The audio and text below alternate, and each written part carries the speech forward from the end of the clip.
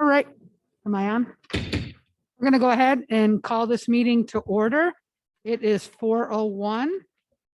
We always begin our meetings with the Pledge of Allegiance. So if I could have everyone stand, and the flag is behind us over there.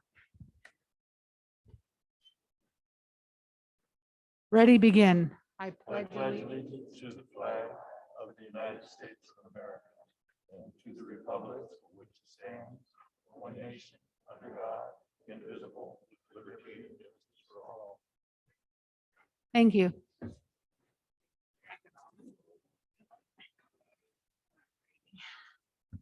Okay, our next item is approval for a flexible agenda. I'd second. Who seconded? I did. Did you? Okay, thank you. Any comment on this? Seeing none, we'll bring it to a vote.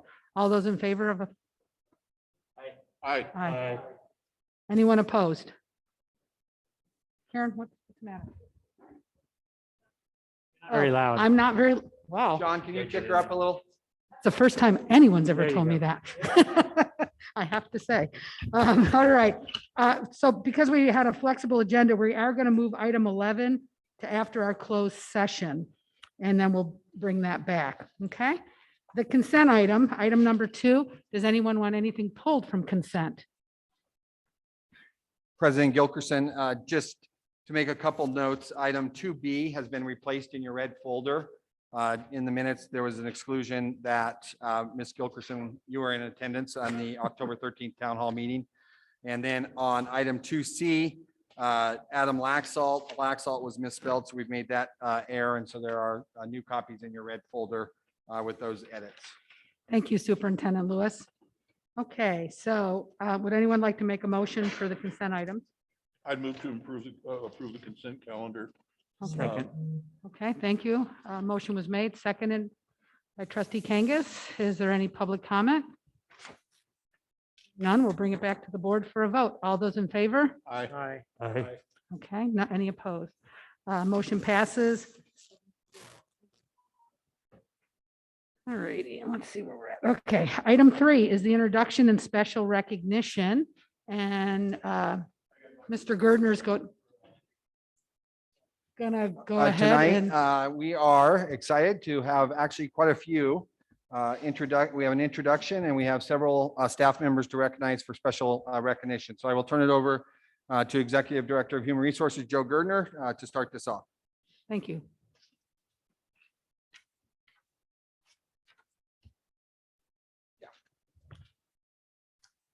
Good evening, Ms. President and members of the board. It's my honor to make several recommendations or introductions tonight.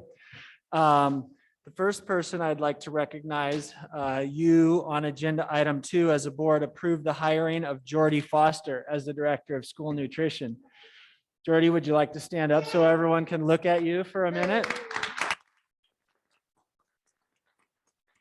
Jordy has worked for Dcsd for over 10 years. During the last 10 years, she has served as the Nutrition Services Secretary and then was promoted to Nutrition Services Coordinator. As the SNP Secretary and Coordinator, she filled in as the Director multiple times over the years as an employee for Douglas County School District and did an amazing job during that time filling in for Director.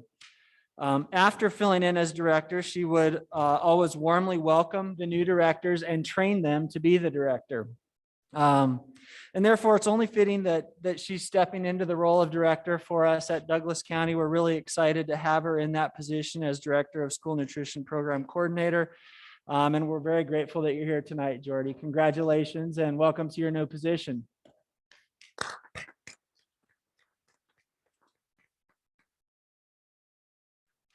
So next, I'm going to recognize all of our distinguished employees that we recognized at our employee recognition ceremony. And I know I see a number of them are in the audience. So what I'd like to do is start with our support staff and site employees. And I'd like to hold applause till I call all site employees, and then we'll recognize them with a round of applause at the end.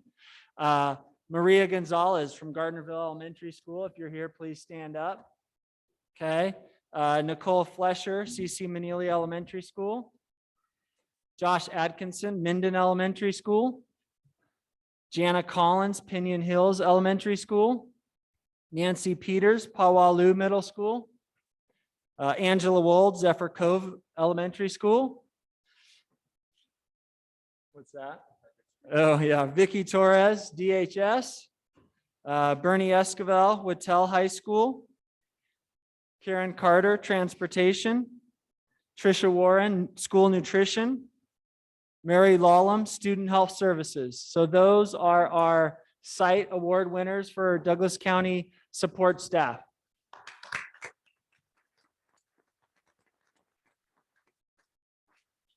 Now for our district and overall employee awards, I'd like to start with the elementary distinguished support staff from Jacks Valley this year. The winner of that award is Gina Vasquez. Is Gina here? Well, let's give Gina a round anyway. The secondary distinguished support staff employee is from Carson Valley Middle School, and the winner this year is Nora Grant. Is Nora here this evening? Well, congratulations to Nora. And then departmental distinguished support staff from the facilities department is Luis Caldera from Douglas High School. Is Luis here? We're batting 1,000 so far. Next is our overall district winner. It's DCSD District Distinguished Support Staff Employee from Scarcelli Elementary School is Kelly Hayes. And Kelly is not in the house, but that is an amazing group of employees. Next, I'm going to recognize the 2021 Distinguished Employee Awards from kind of a broad category. The first person I'd like to recognize is our DCSD Distinguished Service Provider or Trainer, which this year it is Susan Haratunian. Is Susan here? Wow. I know this individual is here, our DCSD Distinguished School Administrator, Mr. Bill Harvey. Bill, please stand up. Congratulations, Bill. Bill has recently been named the principal of Gardnerville Elementary School. Thank you, Bill. And next, we know this individual well. We found a way to trick him on the night of the ceremony till almost the very end, but our DCSD Distinguished Classified Supervisor this year is John Enter from Information Technology. Thank you, John. Next is the staff member that you as a board selected to recognize, which is our Board of Trustees Excellent in Education Leadership Award. And that award went to Ernie Monfiletto.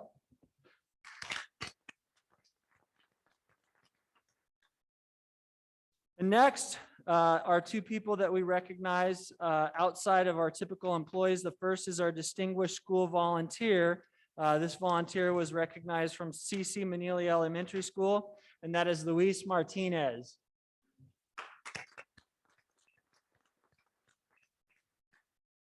And then next, one of the most critical positions we have in our school district right now is our distinguished substitute teacher. We need these people every day, and our distinguished substitute teacher this year is Alicia Hill.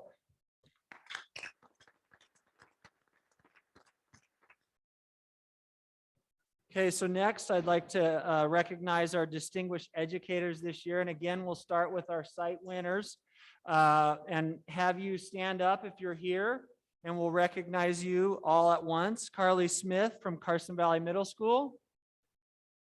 Kelly McHugh from CC Manila Elementary School. Sherry Batcher from Scarcelli Elementary School. Jennifer Kelly from Jacks Valley Elementary School.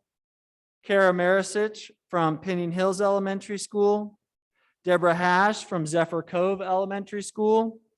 Diane Gallahan from Pawalu Middle School. All right, let's give Diane a hand. Thank you for being here, Diane.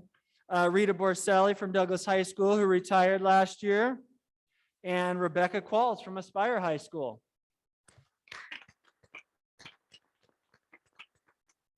Now we will recognize our elementary, secondary, and district award winners. We will start with our elementary distinguished educator. She is here. I saw her already. And that is the amazing Amber Walling from Gardnerville Elementary School.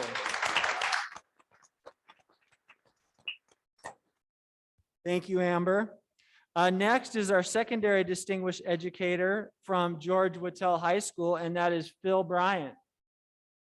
Congratulations, Phil. And last but certainly not least is our overall district winner, and that's DCSD District Distinguished Educator of the Year from Minden Elementary School, Melinda Nylander. And she is here. Let's give her a big round of applause.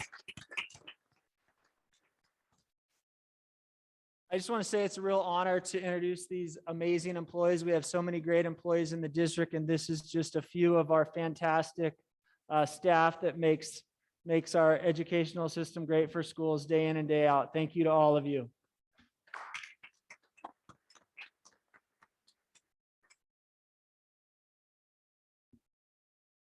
All right. So we have annually, you as a board make nominations of employees of the Douglas County School District to various awards with the Nevada Association of School Boards.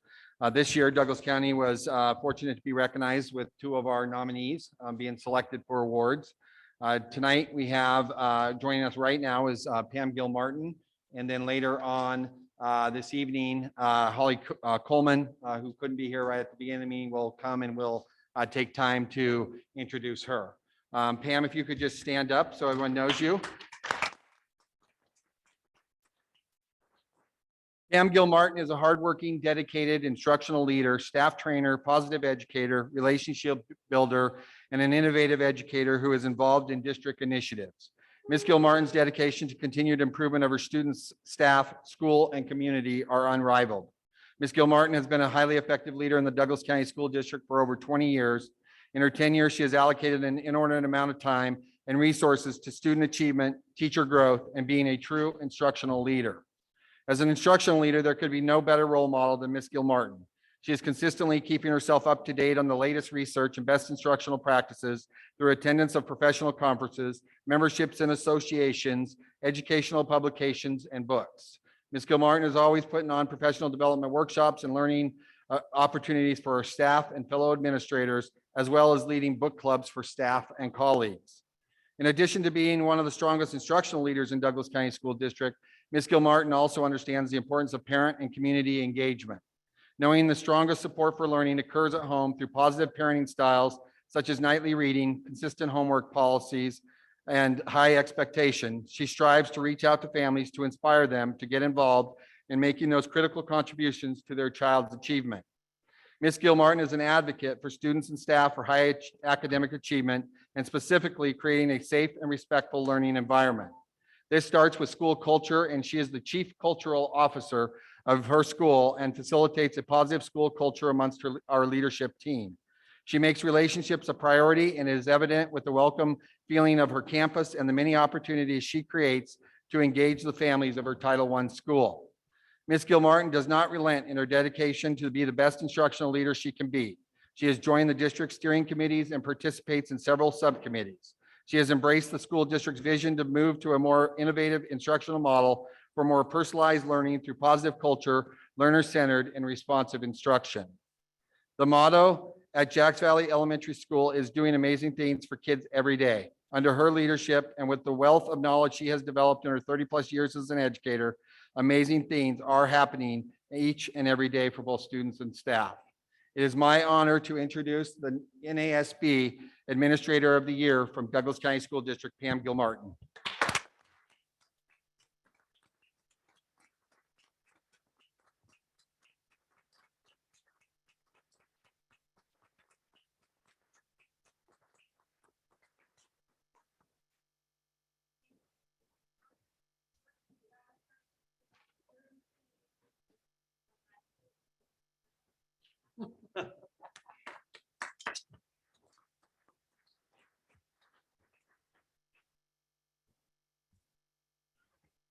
Keith, are you finished? I am finished. Okay. Awesome. Congratulations, Pam. Well deserved. Next on the agenda is the NASB report, and I give that. And really what I'm going to just report on is we do have a upcoming conference this weekend, put on by NASB. And then, of course, we'll end our conference with the award banquet of all the winners throughout the state. So that's exciting. And I know that Carrie's attending, and so is Trustee Magnata. So pretty excited about all that. And it should be a good time and learn a lot too. All right, next is board reports. I will start. Is it okay if I start down here, Doug, with you? Do you have anything to report? I was at the You have grading to talk committee. into your mic. I was too. at the grading committee meeting and I have received some correspondence, but I think it'll be addressed later. So that's all I have. Okay. Thanks, Doug. Trustee Magnata, do you have anything to report? No. No? Okay. Trustee Lehman? No? Okay. No. No? Trustee? And Trustee? Jackson. I was at the grading committee meeting, a lot of good, I think we had some good conversations there. That was really good. I've also been talking with a lot of teachers and administrators about the challenges they're currently facing in their classrooms. And hopefully we'll talk about that a little bit later. And I know you're going to mention this a little bit, but I just wanted to say, I've been to several of the fall athletics, the band, and it's just great to see all the things that are happening and the great fall sports we had this year. And so that's been fun too. Awesome. Thank you. Some of the things that I've have done this in the last month is I've attended a couple of the instructional meetings, instructional walkthroughs, excuse me, for the EPIC. And we did, we went up to the lake, George Whittel and Zephyr, and also earlier this week, we did Carson Valley Middle School. And I would love to encourage anyone on our board that has not had a chance. I know it's hard when you work or whatever, but if there's any way that you can walk through an instructional walk, I would encourage you to do that. It's kind of eye-opening and it's nice. So anyways, you get to talk to the kids, and that's really what the fun part of our job is. All right. So next we'll move on to correspondence. And I'll start back up. No, nothing. I mean, Okay. I have something, but I'm going to bring it up later. Okay, that's fine. Nothing? I'm just going around the horn here. No, Rob, Other than the emails that we're receiving, we've received regarding Okay. schedule, nothing. Likewise, just the Yeah. emails on either CRT or schedule. okay, Heather, same thing, okay. Couple of things I wanted to mention in correspondence. I did receive an invitation it's at Minden Elementary School, and I know Carrie did this 2 years ago. It was canceled last year, and it's called the Global Cardboard Challenge Walkthrough, and it's really a fun event. It happens to be this Friday. It's from 2:10 to 3 o'clock at Minden Elementary School, and as it says, it's a global cardboard challenge, and so kids, everybody gets cardboard, and they're able to make things out of it, and it is really exciting. So if anybody gets a chance to go to this, I think it'd be a fun part of your day. So the other thing is we were also invited to Pawalu's Night of Artistry. Sorry, I struggle with that word. It is December 8th from 5 to 7:30. Another fun event if you want to attend. It's another good thing to go through and see the kids and interact. And then just the regular stuff that we've received from the public and things like that. So, all right, next is good news. And that's me as well. I don't know what I did with it. Find it? Yes, here it is. All right, I've got some good news to announce. And it's basically about our kids, which is always exciting. I'm excited to announce that the Douglas Tigers won the 3A state champion in girls golf, shooting a total of 544, which was 42 strokes better than the runner-up, Pahrump Valley. I want to offer my congratulations to our Lady Tiger golfers and coaches J.D. Frisbee and Marcus Zinke. And I think we should give them a round of applause.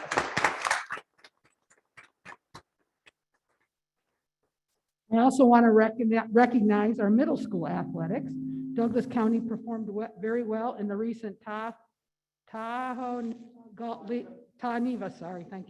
Taneva League Girls Basketball Championship Tournament.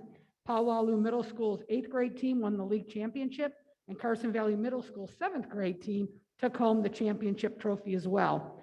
The Powaloo girls were coached by Brian Mello, and the Carson Valley Middle School team was led by Jason Carter. Again, another round of applause for them. And then lastly, our boys cross-country team were honored by the NIAA as the academic state champions, which is a huge honor. And let's go ahead and give them a round of applause too. So some fabulous things are going on. Thank you. Next, we're going to move on to item number 8, the superintendent report. Superintendent Lewis, I'll turn the floor over to you.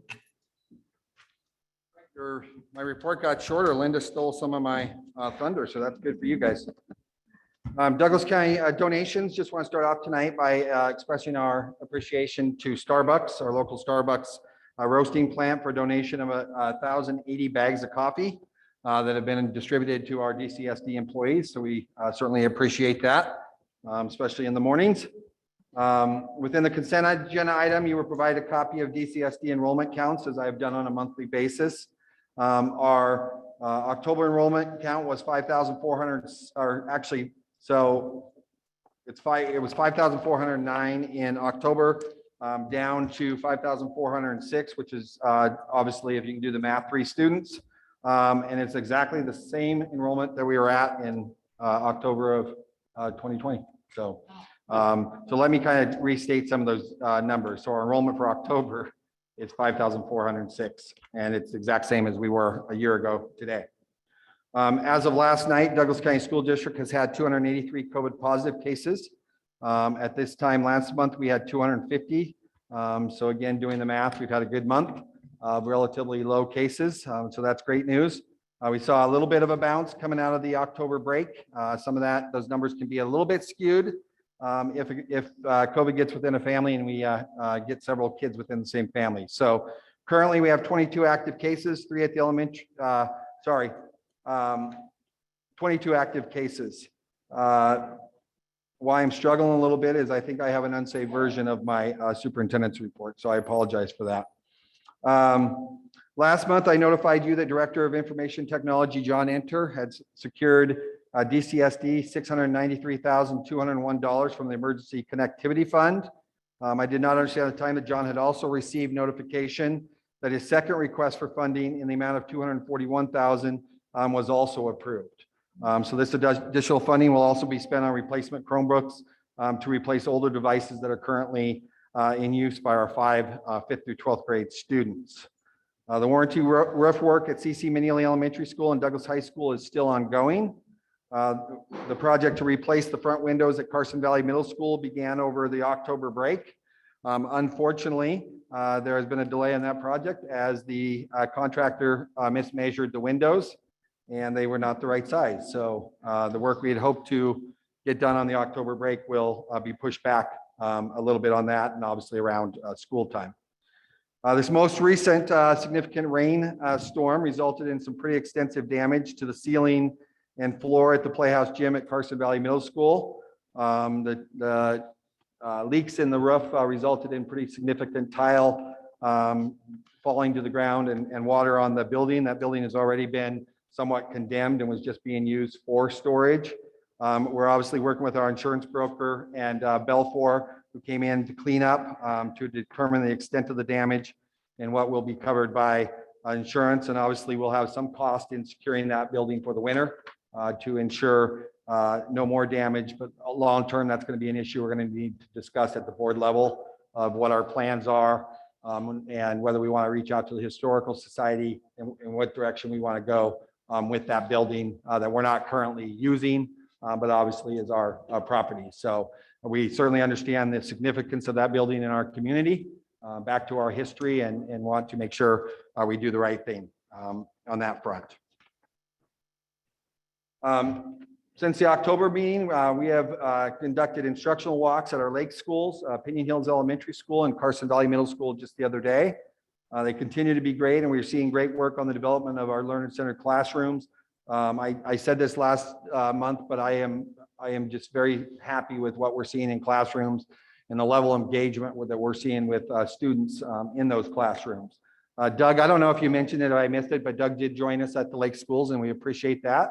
And I've appreciated, and again, that invitation, if you're available. And we're going to be doing a second round in the spring to go back into the buildings. And we look forward to doing that. Looking forward, we're going to be walking Gardnerville Elementary School next Monday, Jacksonville Elementary School on November 18th, and Douglas High School. We need 2 days, December 6th and 9th to conduct those walks.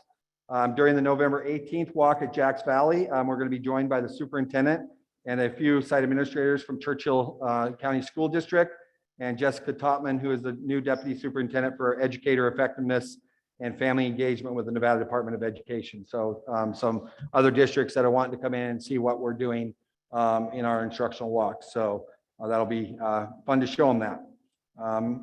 Communications meetings, we've held 4 communications meetings since the last board meeting with the staff of Pinion Hills Elementary and also Douglas, Nevada Online at the same. Our Douglas, Nevada Online teachers are housed to an extent out of Pinion Hills. So that's why we did those 2 together. We were at Carson Valley Middle School, Gardnerville Elementary School, and Minden Elementary School as well. I went home ill, and so we did have to reschedule our communications meeting out in Powell, but that's already been put back on the calendar to get that. And then looking towards the future, we'll be going out to Jacks Valley for our 2nd time this year, and the staff at our airport facility. So again, those continue to be great opportunities to dialogue with our staff, to be available to answer questions, concerns, any gossip, rumors that might be out there in the community or in the school district itself. So, and Linda talked about the upcoming events. I do encourage you.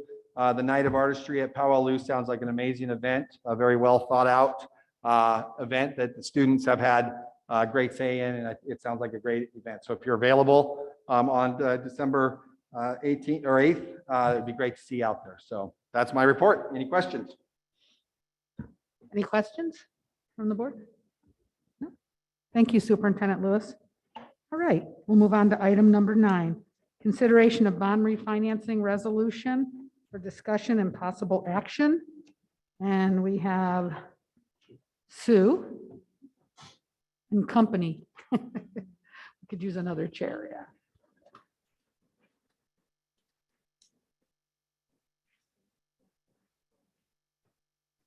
That's right. They don't know it's your fault. We'll let you go ahead and introduce yourselves.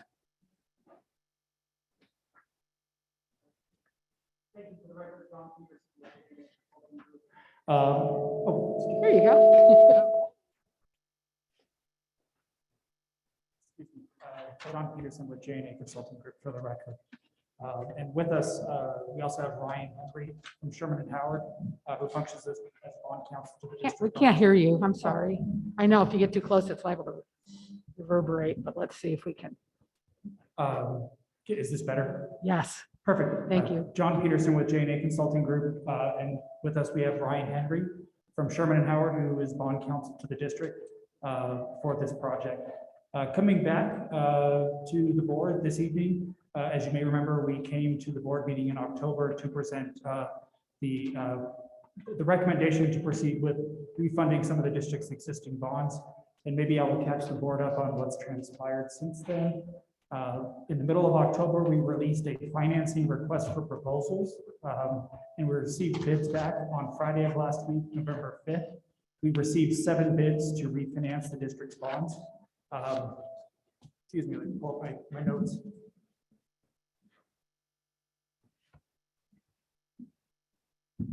The bids are from various banks and financial institutions. The best bid that we are recommending we move forward with came from Sterling National Bank, and their interest rate proposal was 2.29% for approximately 14 months through January of 2023.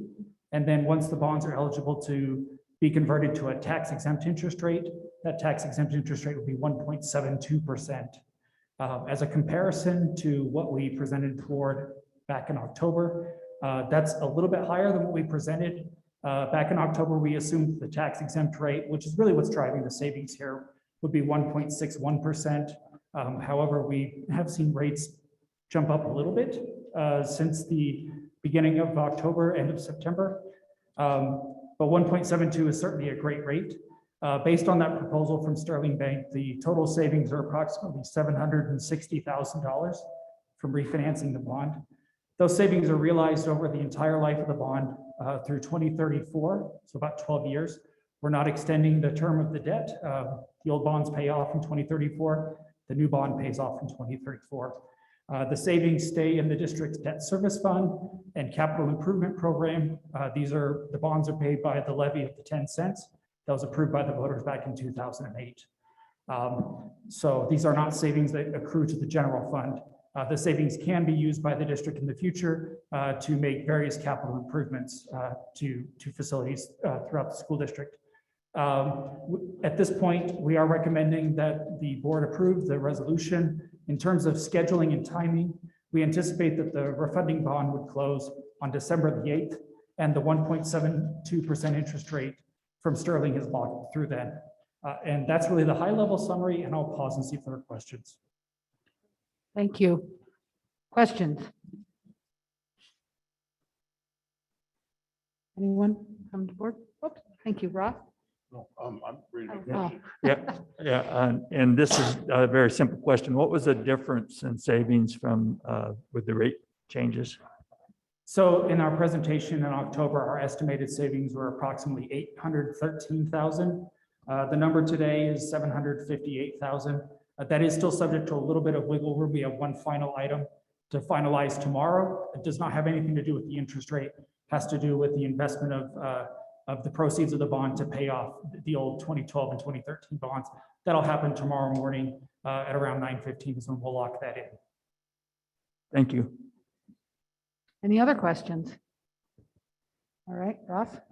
I'd move that the board authorize the refinance of the bonds through resolution 21-05 as submitted. Okay, Second. okay. Motion was made, second by trustee Kangas. Is there any public comment on this? Seeing none, I'll bring it back to the board for a vote. All those in favor? Aye. Aye. Aye. Aye. Anyone opposed? Seeing none, motion passes 7-0. Thank you very much, John, Brian, and Sue. Thank you Appreciate so it. much. Thank you.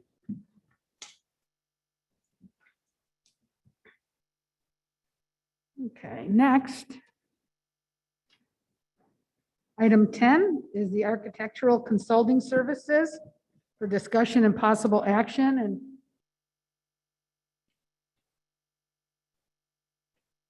Superintendent Lewis, this is you. Don't go away. Musical chairs. Thank you.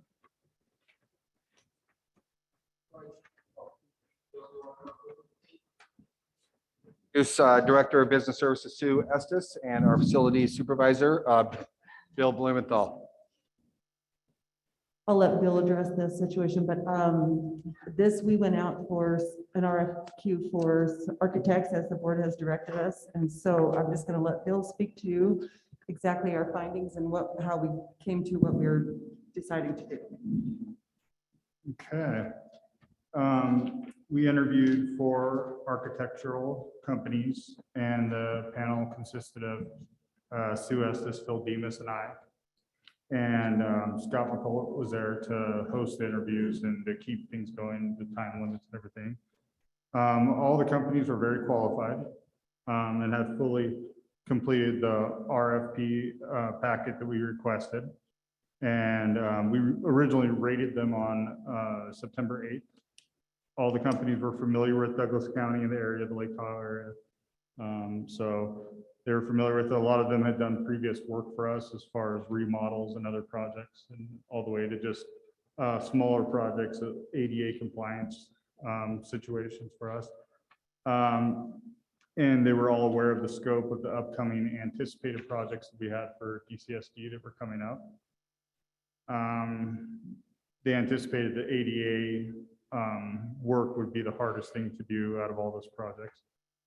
After the interviews, we broke away individually to rate the applicants and decided on Paul Cavan, Architect LLC. We made this decision based on his experience with the district, customer service, and we felt that he'd be better suited for the types of projects that we'd be doing in the upcoming years. and the projects we had planned in the near future. And then, as we discussed in the construction committee, this would be something that we would review in every 3 years. So that's basically the summary of what happened and how we interviewed, and that's what we came up with. Right. Thank you. Do we have any questions?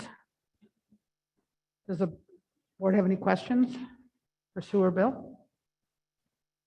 No?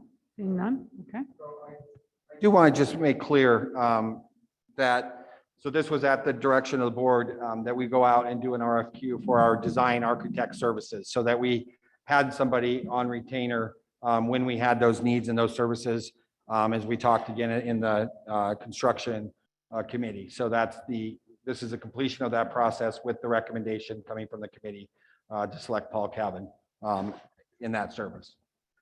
Thank you. Okay, someone want to make a motion? Well, okay, go ahead. Okay. I make a motion that we recommend, oh, excuse me, I'm in the wrong area. Excuse me. No, you're not. You're good. Okay. I make a motion that we recommend the board award the district architectural consulting work to Paul Calvin Architect LLC as recommended by the interview panel. Okay, I'll second it. okay. Motion made, second. Any public comment? Seeing none, we'll bring it back to the board for a vote. All those in favor? Aye. Aye. Aye. Aye. Anyone opposed? Motion passes 7-0. Thank you, Sue. Thank you, Bill. Thank you. Okay, item 11, we're going to move, as I said earlier, going to move it to after. Still? Okay. Okay, sorry. As mentioned earlier, next item is 11, and we're going to move that to after closed session. So we'll move on to item number 12, which is a staffing report. It's just for information, and it's going to be given by Joe Gardner.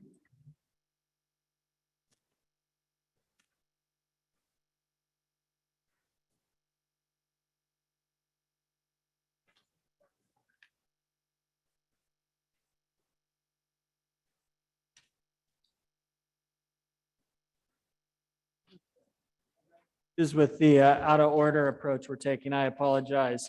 So in your red folder, there are some corrections to the original document that I provided. Annually, we review staffing from year to year. Looking at the 2020-21 classified employees, we started the year last year with 364 employees. And throughout the course of the year, we had 63 employees leave. 20 of those were retirees, 34 resigned for a variety of reasons, which you can see there. We had one termination and several one-year only positions.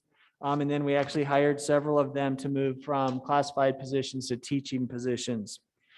We have a retention rate of approximately 90%. It's actually a little over 90%. And then this year we hired 49 new classified employees. We do currently have 12 open positions that we're trying to hire. And so feel that our retention rate was pretty strong. It's pretty comparable to the last several years. And if you look at certified employees, we had 389 certified employees last year. We had a total of 65 leave. 19 of the certified employees that left did retire. 19 resigned for a variety of reasons, and you can see there some left to teach in other districts in Nevada. We actually hired 4 to be administrators in our district, which we're really excited about. Had several leave out of state, and then 9 left teaching completely. We did have 21 one-year only positions that were not renewed this year. And then a variety of other things there that led to a handful of people leaving. And then last year we had 5 positions filled by independent contractors. This year we have no independent contractors at this time. And then our certified retention rate was 95%, which is higher than last year. We're at about 93% last year. We've hired 44 new certified employees, 12 first-year teachers, 10 teachers with previous experience in Nevada, 7 with previous experience out of the state. 13 we rehired as in 1-year only positions. And then we had 2 return from leave of absences. We currently have vacancies in the certified ranks. 6 of them are filled by substitutes, and I lied. We did recently take on 2 contractors for positions that were vacated after the school year started. Any questions on the staffing reports? All right, thank you. All right. Sorry for my confusion. Thanks, Joe. All right, we'll move on to item 13. It's the first reading of board policy number 803. That's a school year calendar. It's for discussion and possible action. Before I start, anyone in the audience that has any interest in being a bus driver, please see Mr. Gardner after the meeting, or he probably wouldn't even care if you interrupted him.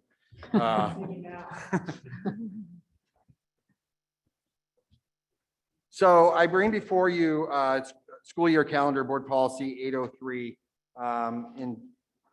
in revision, and I've asked Brian to join me at the front. Brian does our calendar work behind the scenes. I did reach out to the request that is before you tonight was to ask you to reconsider the alignment of our lake schools with South Lake Tahoe. That's been a little bit of a moving target. Again, I feel strongly as a superintendent the need to align our valley and our lake schools for professional development, for there's new legislation out in terms of kindergarten start date will now move from being 5 by September 30th to having to be 5 by the first day of school. And so again, that one consistent date. As I sit before you, I've gotten feedback. I've gotten feedback from the Lake families from high school only. Several of those are see the benefits of aligning and starting with a traditional Valley start date. I've heard from elementary only, and I've heard from high school and elementary parents who have students in both. I would anticipate we will hear from some more tonight during public comment. I would tell you over the course of that input, I believe there is a strong desire at the lake for the district to keep as closely aligned to the South Lake Tahoe schools as possible. They share lots of activities, they share employment, they share daycare. It is that community approach. While there's Zephyr Cove and South Lake Tahoe, there's a lot that they do across those communities. And so I had thrown out the idea of the lake given a week to start on August 15th and the valley starting a week later. But I want to tell you tonight that I am flexible. And I believe that as a valley, that we could even start to August 22nd. And that still gives us 2 weeks for the possibility of potential makeup days. And that is something that I need the board to understand tonight as we make this decision, that there is a need not to go up to the end of June. We have to have our instructional days and our contract days completed by June 30th. If you take a year like this year, we've already missed a week of school due to the fires. And that's before we even get into the potential of school closures due to snow.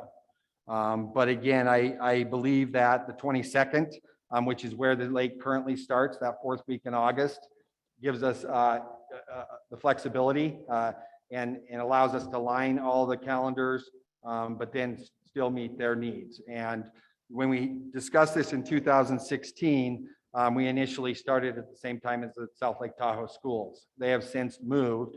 And at some point, we have to take care of the district's interests and not try to hit a moving target that doesn't have the same interests in aligning with the lake schools at the lake. So my recommendation is we may not need to take any action. You may desire otherwise.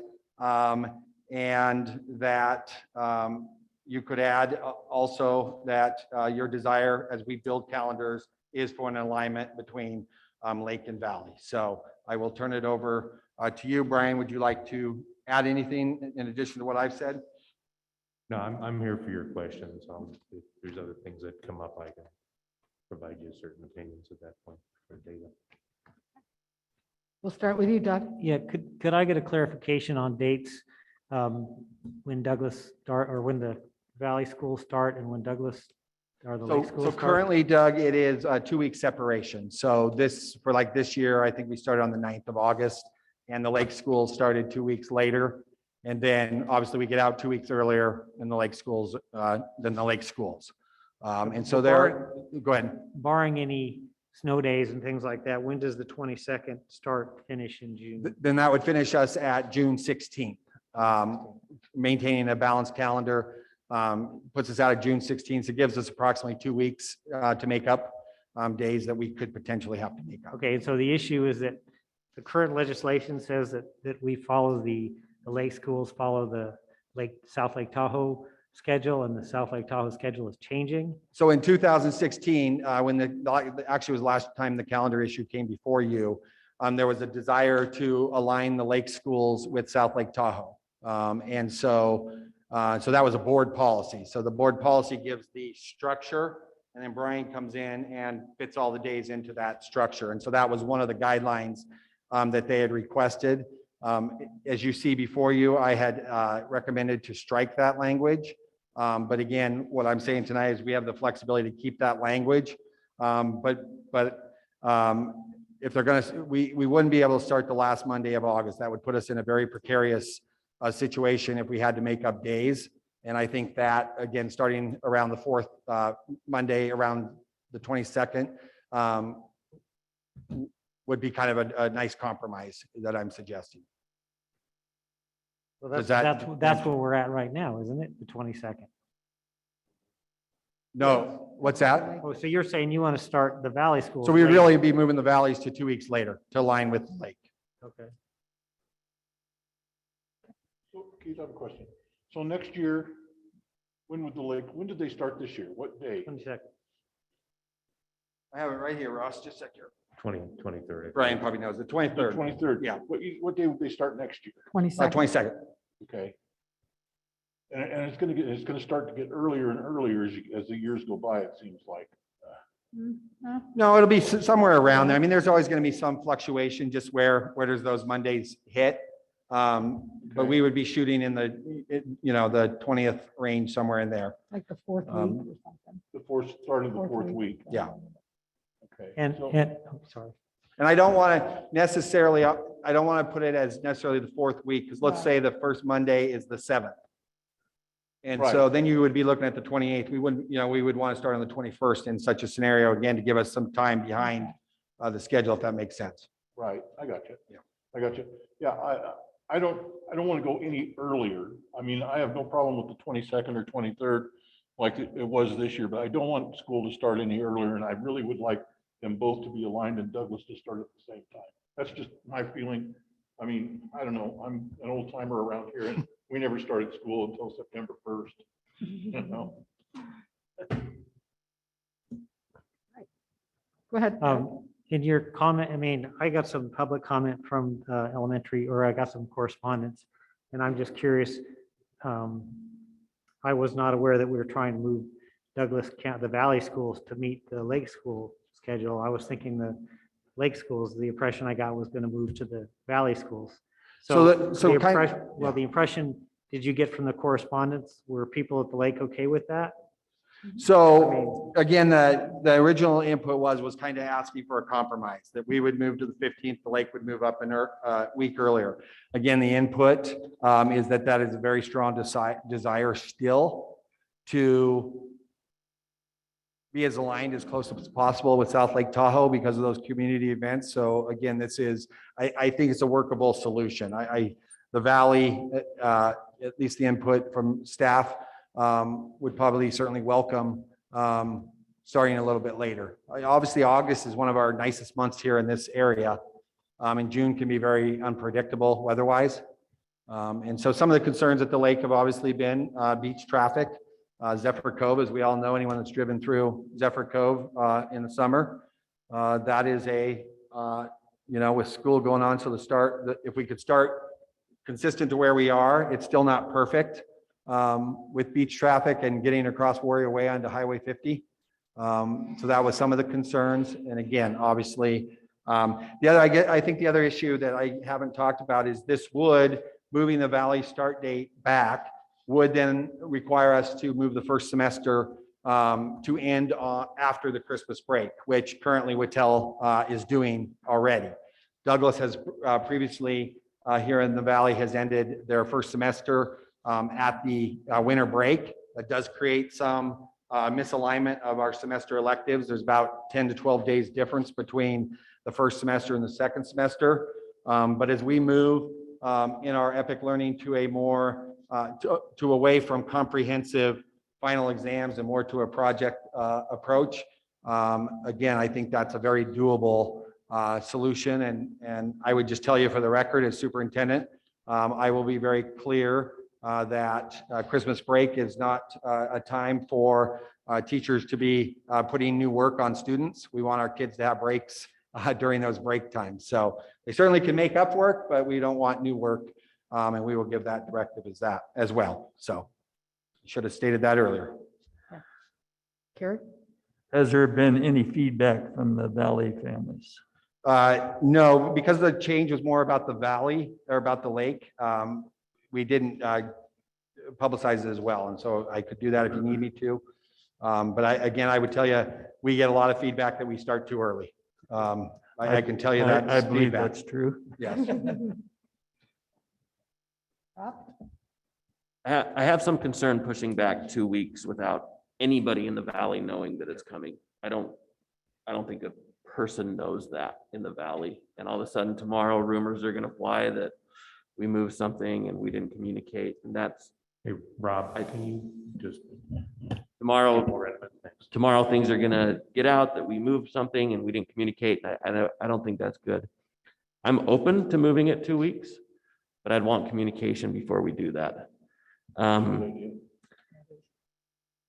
I am, as far as where the lake starts, I understand the desire to meet schedules.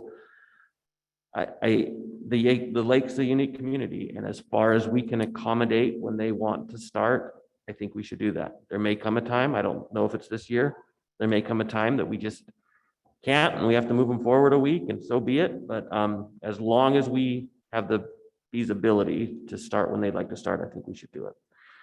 And one other thing that's slightly out of the box is right now, the lake schools have 47 days of instruction, and they have that because they have 4-day weeks. The Valley schools have set 175 days, 147 versus 175 days. And NRS allows you to do that. You can do that by adding minutes to your day. So long as you have enough minutes over the year, you can do that. So if the feedback is, hey, we wouldn't mind pushing back 2 weeks to help accommodate the district, but getting out June 16th is really late, perhaps we consider adding some minutes to the day and cutting another 5 days off the school year, making sure we have the same instructional time and looking at kind of like what the lake's doing. So that's just a thought to put out there if we're waiting a month. Thank you. I don't know that's entirely accurate, Rob. I think you're talking minutes, and we're still accountable for 180, calendaring 180 days. So we've got 5 instructional PD days built into the calendar, So which count as instructional days. So That NRS, takes it for 180 to 175 and 152 to 147. You can have an alternative calendar that's based upon instructional minutes, which we do file. We're still responsible for 180 days of instruction. say that one more time about the alternative. That's what I'm reading, the alternative calendar. Right. So you're still responsible for filing 180 days worth of instruction. I still have to account for the 180, the 4 days aside, 4-day weeks aside. You're still accounting for the 180 days. You can file an alternative calendar, which then permits, for example, a 4-day week at Whittel.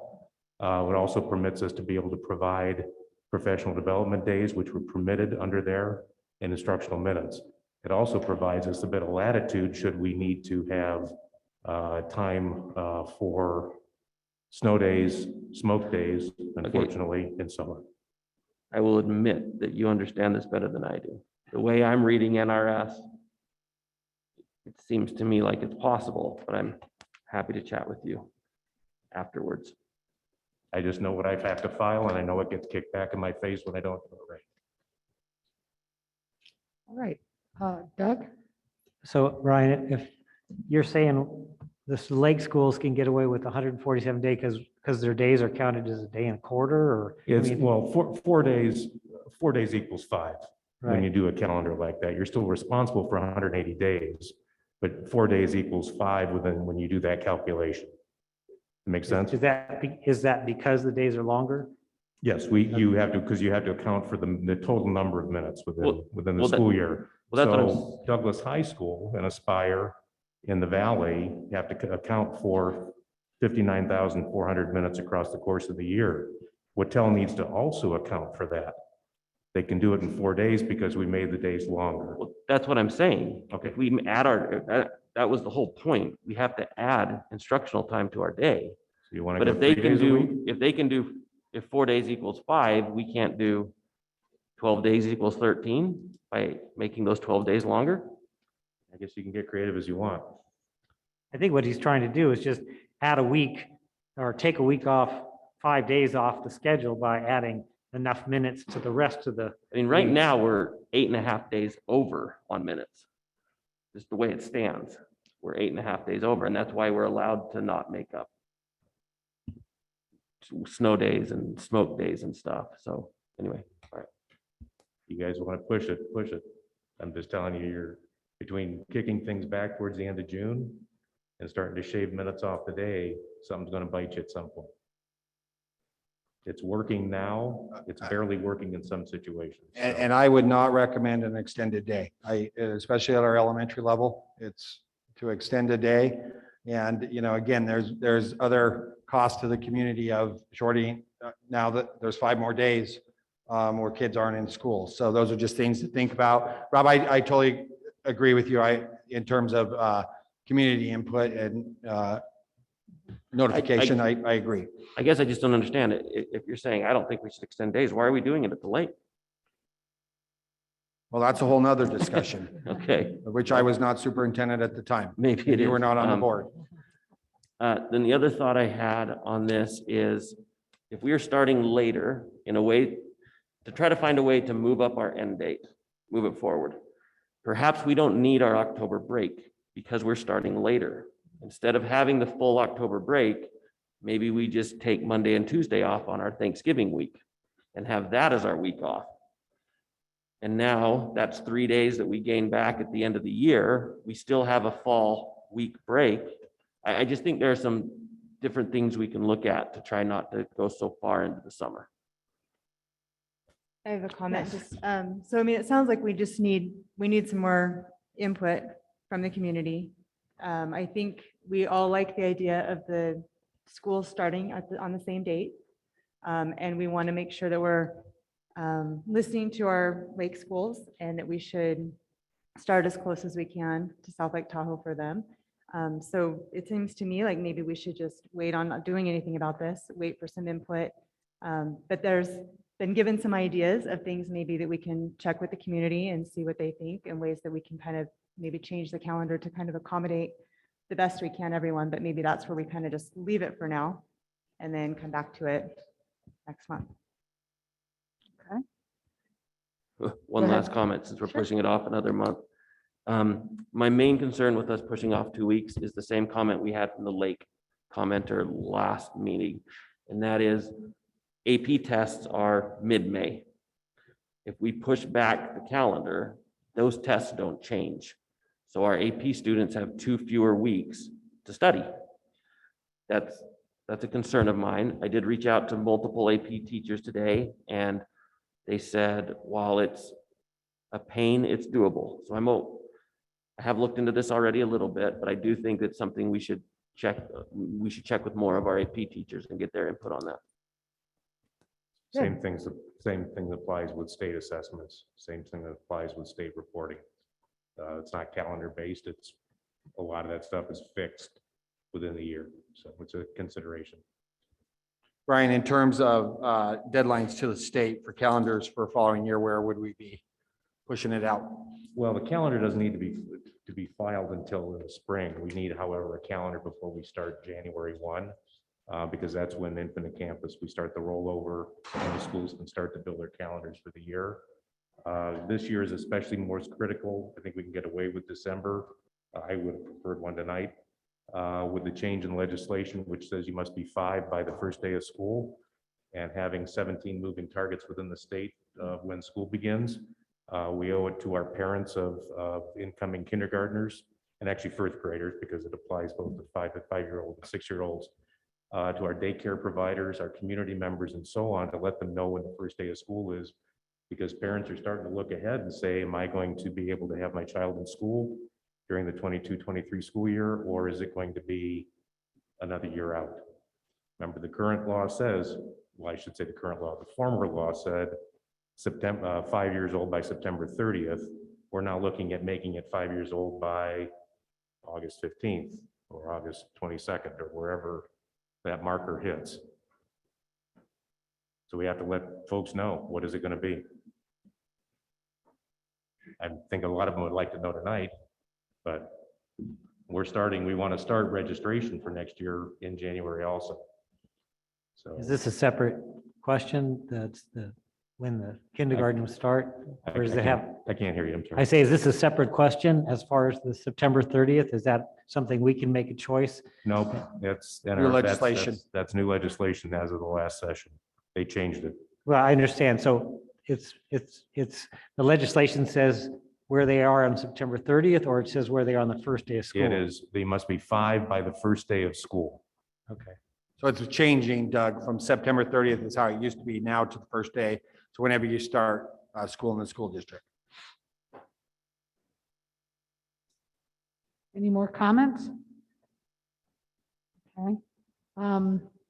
Well, it sounds to me like we may not want to make a motion on this, but we need to. Go ahead, Ross. I don't want to make a motion on this right now. I'd just as soon put this out for a little feeler to the I do too. people in the valley. We've got some responses from the lake. They want to stay pretty much where they are, which is fine. And if we can align the other way, that's fine too. But let's let the people down here who have a stake in the game, make a little, give us a little information. So we'll bring it back in December. Is that what we're saying? Well, I guess I would like a little guidance on how muddy we're going to muddy these waters. Are we going to go out and ask?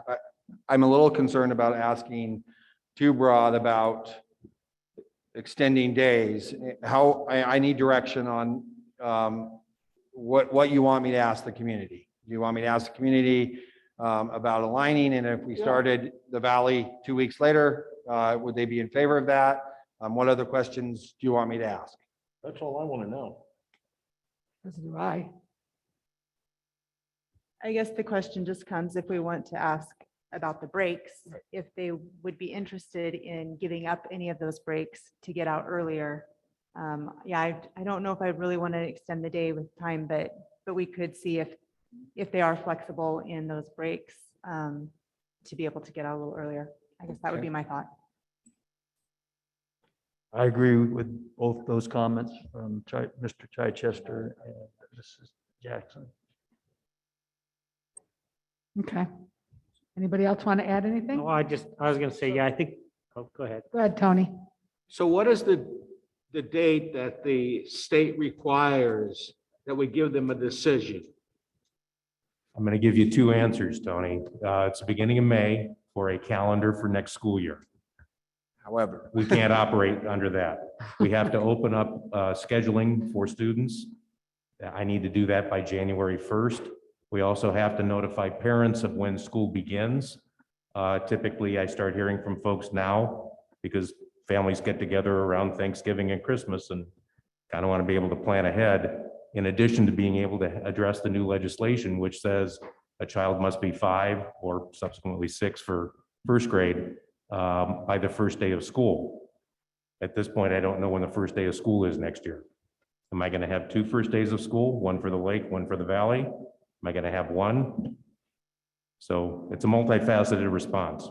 Technically, May 1st, I file the calendar. I like to do it earlier than that. But we must know when school begins and ends in order to be able to open up things within Infinite Campus to start scheduling for next year, which happens, we start the rollover January 1. So we really need to make a decision pretty soon.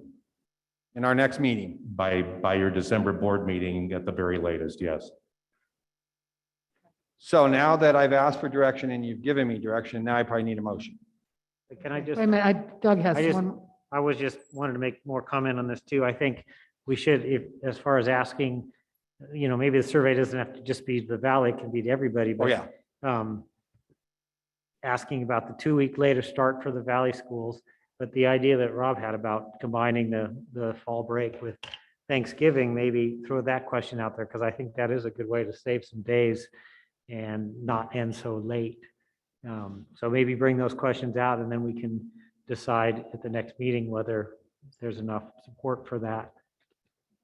I was concerned initially because I've heard some comments from Lake parents about not wanting to go earlier, but it sounds like they're not going earlier. It's the Lakes, it's the Valley that has to deal with it. So. Okay. So A motion? I need a motion on what you want me to, what To you give want me you to do. direction. Okay. Yep. Yeah, Go ahead, I make, Doug. I make a motion that that the superintendent queries the public or the parents about the possibility of starting the Valley schools 2 weeks late, and also the possibility of getting rid of the October fall break and combining it with a week-long Thanksgiving break. Okay. Anybody want to second it? I'll second that motion. Okay. Any public comment at this time about this item? Okay, go ahead. We'll take that person. Who is it? Okay.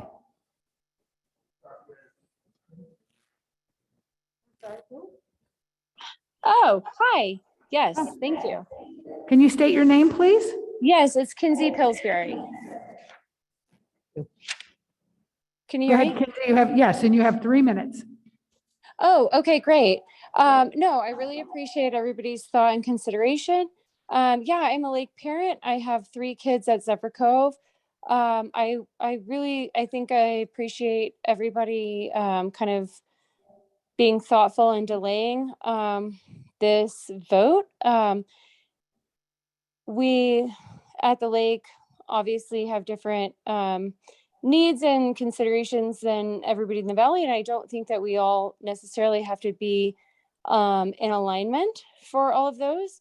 I think we're all very happy with what's going on at our schools, and we appreciate everybody's input and like support, especially of recent at Zephyr Cove. We've been really, really happy. And I think we like what's going on, and we like the autonomy of having, the ability to do what we've been doing and what works for us. And so, yeah, I think it would be probably not, desirable for us for a decision to be made on behalf of your betterment, and also vice versa. Like, we don't want you to have to align with us because it's not for the betterment of you necessarily, and we can all kind of make it work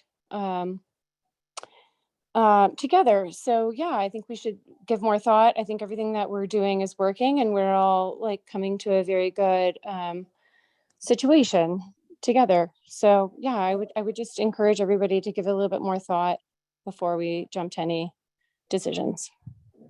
Thank you. Okay, who do we have next, John?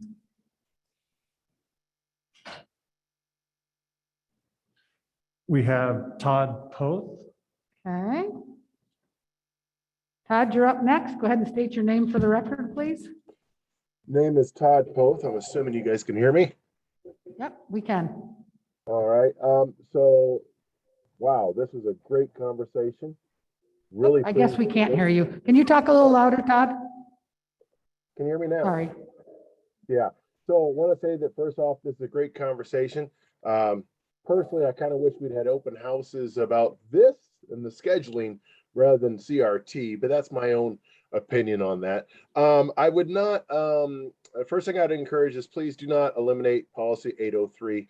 That was something that we had a group that went in, looked at it. There are a lot of unintended consequences for moving the lake away from the California school schedules, from work to daycare to that's the busiest beach in Northern California, pretty much, to all kinds of problems there. I agree with Trustee Lehman that you can't just spring this on the valley. We need to find out what their feedback is and any unintended consequences on moving them. I understand the idea of trying to get things aligned as much as possible. And I also appreciate and am in support of eliminating one of those fall breaks. I don't know why we have those, to be quite honest. But thank you for a very solid conversation. I think there's some good ideas here. But yeah, it is quite important up here at the lake that we do align with the California side. As much as it can be a problem, I mean, we are one community up here, and so much we're tied in so tightly with that area as far as what happens and how it affects so many things, from like we were saying before, work, schools, you name it, childcare programs, you name it. So thank you for your consideration. Thank you, Todd. Okay, who do we have next?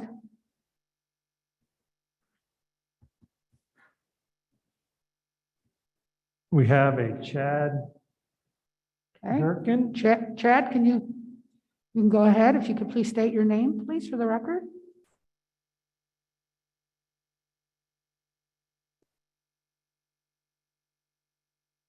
Hello, Chad. Chad, please. There we go. There you go. All right, here we go. Good afternoon, Superintendent Lewis and board members. My name is Chad Gherkin, parent of 2 children at the Lake Schools. I think we're on the same page generally, but I'd like to share some thoughts. Policy 803 currently states schools at the lake shall start on or about the same date as the schools in South Lake Tahoe.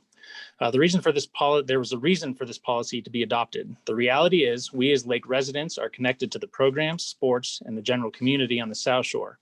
While I do not suggest we need to simply mirror the Lake Tahoe school schedule, South Tahoe Lake's school schedule, we might at least take a step back and think about the reasoning as to why these dates are set and why this policy was adopted. We are a resort community. The seasonal nature of our community dictates our working lives, the time we spend with our family, and the many opportunities for our children. Our teenagers are taught important life lessons working during the summers at beach resorts, as construction laborers, and various other jobs in the tourism and hospitality industries, which drive and support our community. As the peak tourist season lasts through August, it makes sense that we adopt a schedule that begins at or near the end of the tourist season to allow for minimal disruption to our family lives. Furthermore, the lake schools are located adjacent to one of the busiest party beaches on the West Coast. The behavior experienced along Warrior Way is in no way consistent with what a school zone should be. Lewd behavior, fights, nudity, and littering have all been experienced by school staff and parents during school hours. This problem will be compounded starting in mid-August and would require a full-time police officer, in my opinion, to monitor the situation daily, not to mention parking issues. Over the past 2.5 years, the schools here at the lake have been trending in the right direction. Despite COVID, staff cutbacks, and administrative turnover, we have continued to increase enrollment. In order to increase enrollment, there have been multiple efforts to inform parents and the community about our schools. As part of this effort, a survey was sent out in February of 2020 regarding changing the schools with some of the issues that we're talking about here. There were over 100 responses. Results indicated that 71% supported keeping the schedule as is or aligning with South Tahoe. And additionally, 53.8% stated that aligning our schedule with the Valley at the then dates would have a negative impact on sending our children to the schools. While there have been no efforts to update the survey, I think it could be useful to do so, which has been discussed. I believe starting earlier would act as a disruption and would provide further instability to our schools. While this change may make sense on an administrative level, it will not further the goal to strengthen and grow the enrollment of the schools. I would therefore like to ask that the calendar year at the lake remains the same. Mr. Lewis and board members, I appreciate your efforts. And I think it's been a great conversation tonight, and appreciate your help in solving the issues. Thank you. Thank you, Chad. Is there anyone in our audience that would like to come up and speak on this topic? Come on up.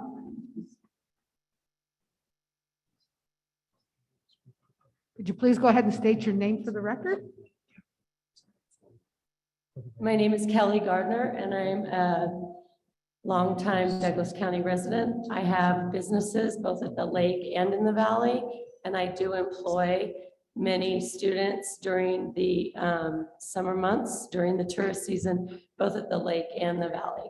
I would want you to keep the calendar as much the same. I served on the calendar committee 20-some years ago when my 4 kids were in school.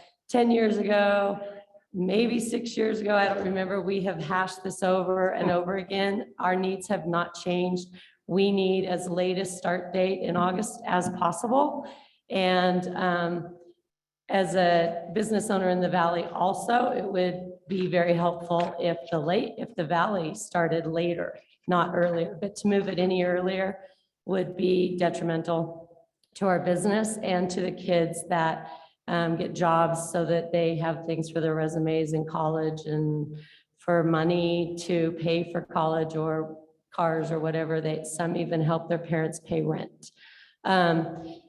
As far as a homeowner, I live in Zephyr Cove is my primary home, but I do have a second home in the valley.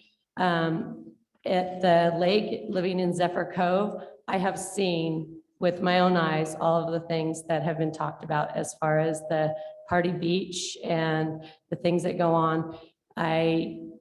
Again, as late as possible helps with that.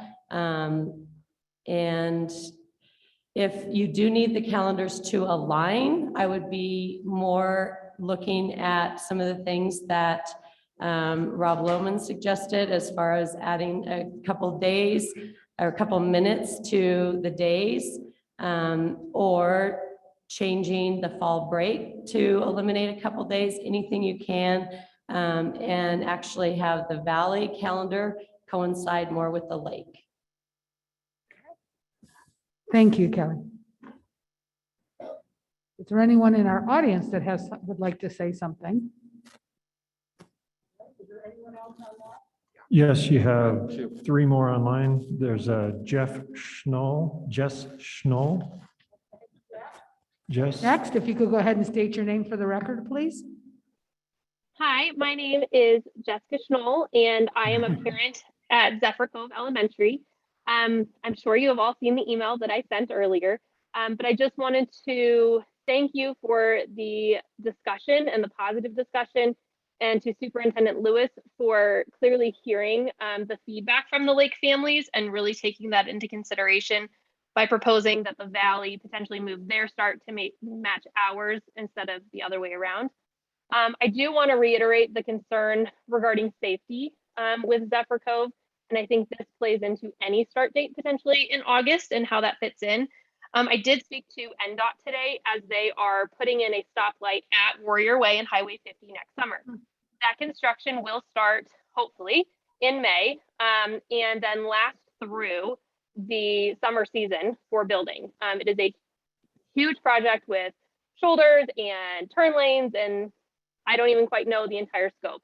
They're going to start marketing for it, I believe, next month. With that said, I was informed that parking along Highway 50 will no longer be allowed starting at the beginning of that construction, and then moving forward after the completion. Parking will have to move away from that. They're adding a pedestrian walkway across at that signal that will be added at Warrior Way. This is all fantastic news for turning left safely out of school. However, the downside of this is that it will definitely encourage parking for beachgoers to park along Warrior Way directly in front of the school. So how do we then, as parents, safely pick up our kids at the end of the day when we're combating beach-going traffic in August? How do we keep the kids safe from the intoxicated people coming back to their cars, the lewd behavior, the littering, and so forth? As you all know that have visited the school, there's already very limited parking as it is, and we as parents completely utilize the side of the road in order to be able to access the school. plus you add in all of the high school students getting out at the same time, and they're brand new drivers and just everything else, it's already difficult. And I am definitely worried about the longevity of everybody parking on Warrior Way. So I don't know if that is something that can ever be brought up to the county regarding additional parking for parents so that it's a safe access point, or if NHP can staff more people. But I do think that that needs to be brought into consideration, or the district needs to coordinate with NDOT more about that impact directly to our school. If anybody has any questions, I'd be happy to chat further with all of you. You all have my information and my phone number. And again, I really appreciate the discussion that I've heard tonight, and taking all of that into consideration. So thank you. Thank you. Thank you, Jess. All right, who do we have next? Next, we have Chad Gherkin. He's already spoke, He's John. already spoke. Then Megan Kelly. Okay, Megan, you're up next. Could you please state your name for the record? Hi, this is Megan Kelly. I'm a parent of 3 Zephyr Cove Elementary School first graders, and I really appreciate all the discussion tonight. I'm calling you live from a hockey practice in South Lake Tahoe, just to demonstrate that like many of our kids are playing sports with kids from Lake Tahoe Unified School District. That happens all throughout the seasons. And I know you already got my letter and things like that, so I didn't want to take too much of your time and drag this meeting on, but I really liked what Rob Lehman was suggesting in terms of potentially changing the fall break if we do have the later start. Typically with the later start, it seems like there's a lot of break days prior to the big Christmas break, and maybe this fall break isn't quite necessary. Maybe a longer Thanksgiving break, or maybe just the elimination of a fall-ish break in general would help add calendar days and add additional prep time for the older students for AP. I do want to point out, and I'm sure people have done this research, but many districts in the country start after Labor Day, and their AP success rate is just as high. And Wattell is obviously doing great in this nature, as they're one of the top public schools in Nevada.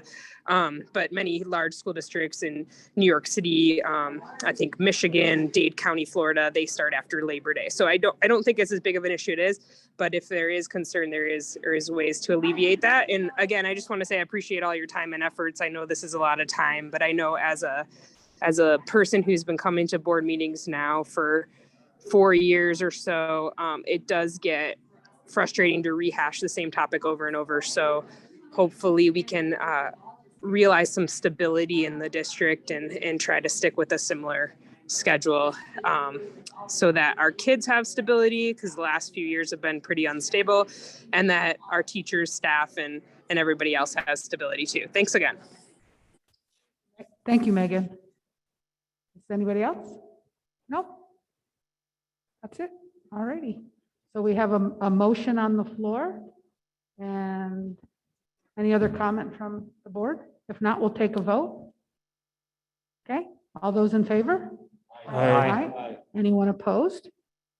No, motion passes 7-0. Thank you. Thank you. Thank you for the discussion.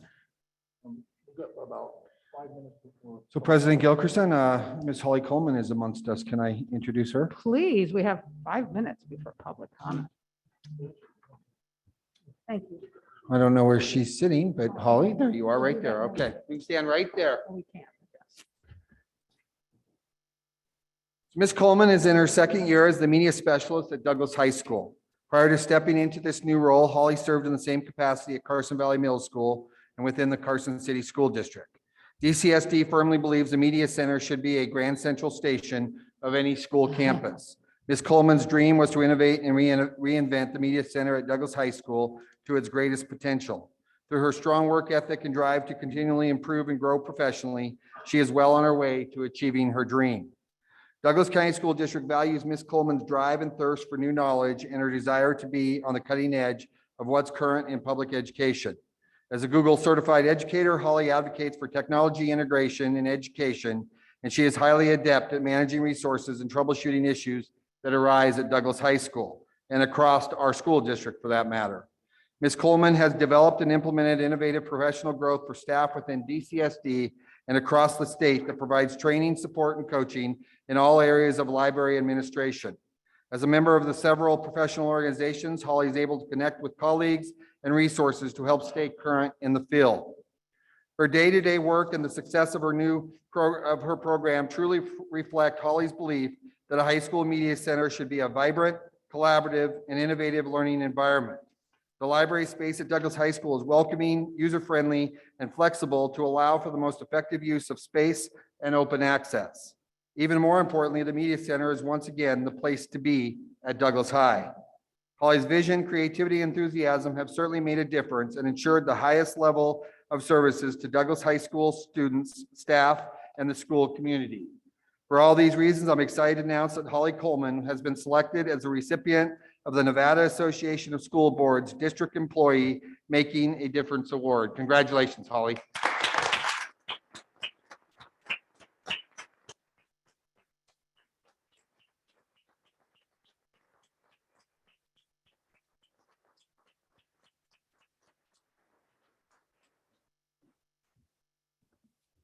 There we go. Let's see what time is that. So we can just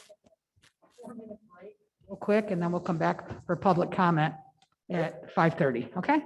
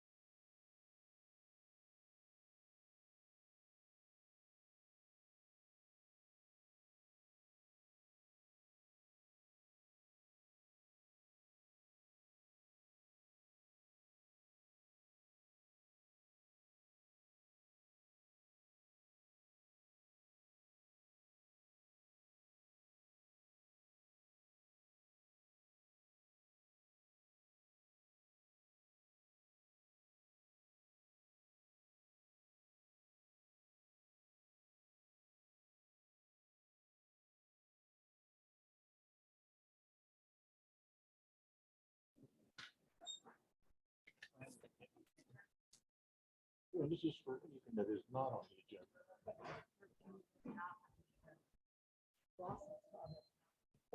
Okay. Yeah. Do they understand? Yep.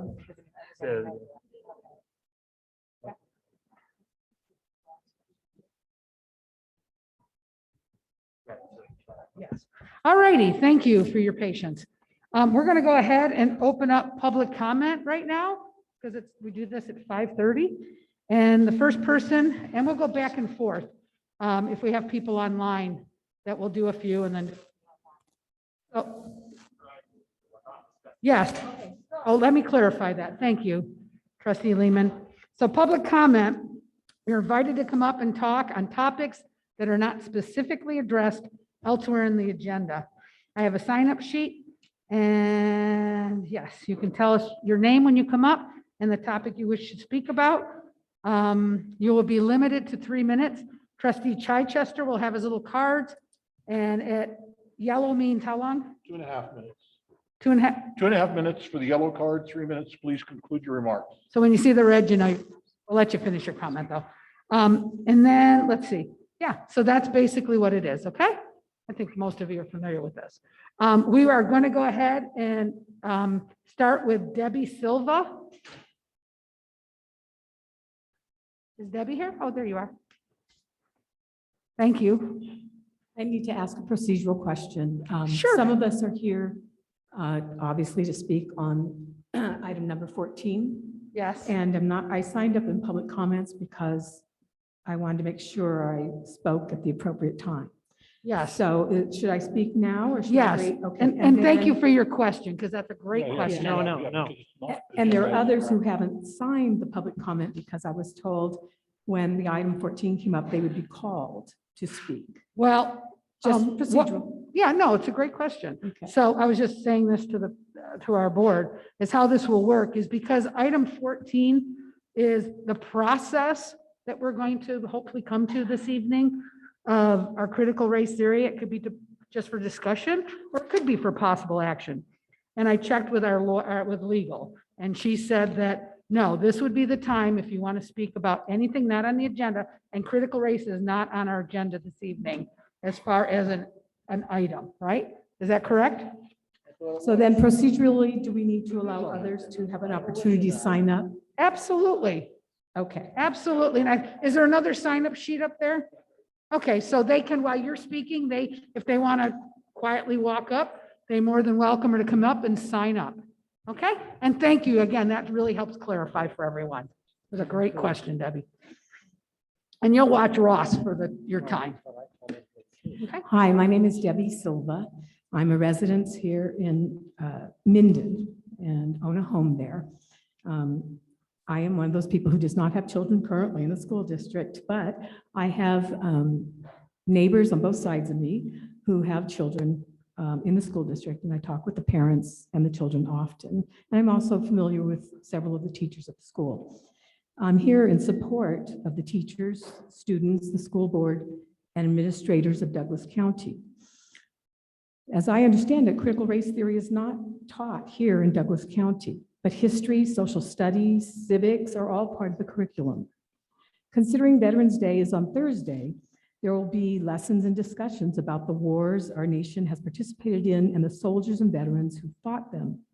In the classroom and in our community, we will honor Black, Latino, American Indian, Asian, white, and all people who have served in our wars. We have improved upon the past history lessons when we did not teach about the Indian code talkers or the Tuskegee Airmen. We have gone beyond the whole white perspective of our wars and the soldiers. We need to keep teaching about the Native Americans and Blacks and brown people who served from the Revolutionary War through present day. And we must teach about the discrimination and white supremacy they faced because it is our history. We have to remember that the discrimination included prior to 1940, 30,000 Blacks tried to enlist in the Army, but they were turned away. In the Navy, they were restricted to roles as messmen. They were excluded entirely from the Marines until Pearl Harbor, then more were able to join. Blacks have fought in the Revolutionary War, the War of 1812, the Mexican-American War, the Civil War, the Spanish-American War, World War I, World War II, and every war and military action since.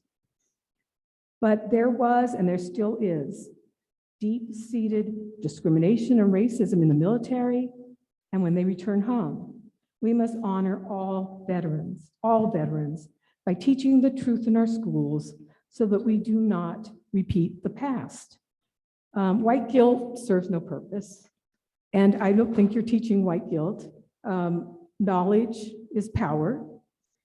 We have the responsibility to be honest with the children, with the students. They're smart, and they have access to the internet, and they will know if we have lied to them, fooled them, and if we have whitewashed history. And they will not be happy with the teachers, parents, administrators, school board. So until we can, we can continue to move forward and make this a more perfect union. Thank you. Thank you, Debbie. All right. Next, I have Dana. Dana, if you go ahead and state your name for the record, please. Thank you for being here. Hello, my name is Dana Engelkirk, and I would like to extend to the board once again, thanks and appreciation and gratefulness. I've become aware of just how much time that you all have spent preparing for these meetings, and for me and my sphere of influence, my family, and our community, we're very grateful that you have spent the time, just as you've acknowledged the teachers. Dana, I'm sorry to interrupt just as you, but you've I can't. acknowledged Dana, I can't understand what you're saying. Can you talk into the microphone more, please? I would like to extend a thank you for my sphere of influence, my family, and our community, just as you have extended thanks to the teachers and the ones that have done an outstanding job. Once again, I have become very aware of how much extra time you spend preparing for the meetings, and we are grateful and appreciative and thankful for who you are and what you've done for the community. Thank you very much. Is there anyone online, John? Nope, okay. So we'll move on to Jeannie. You go ahead and state your name for the record, please.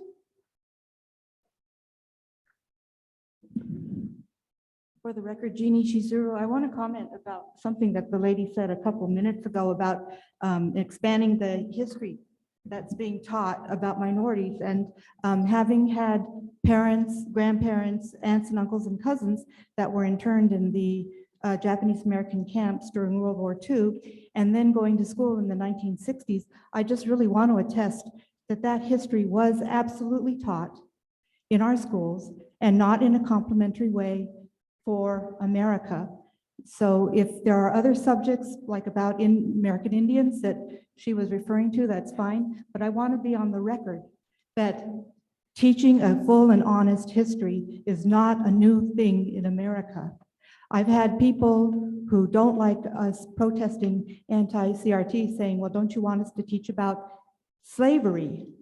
And, you know, that's insulting. Of course, we've been taught about slavery and Jim Crow and the Civil War. And so to insinuate in any way that the effort to educate us through the years has not included an honest appraisal of how we have done over the years isn't really fair. I also wanted to say on the CRT town hall meeting, I was very happy that we all got to say what we wanted to say on it. But when the CNN article came out on October 31st, I was surprised that it was kind of a bait and switch. The article said that the students that were interviewed and the superintendent and the CNN reporters felt that it was too bad that we weren't really aware of the real problems with the school district. And they mentioned not enough substitute teachers. I was listening earlier. Do we need 6 substitute teachers? Are there many different kinds?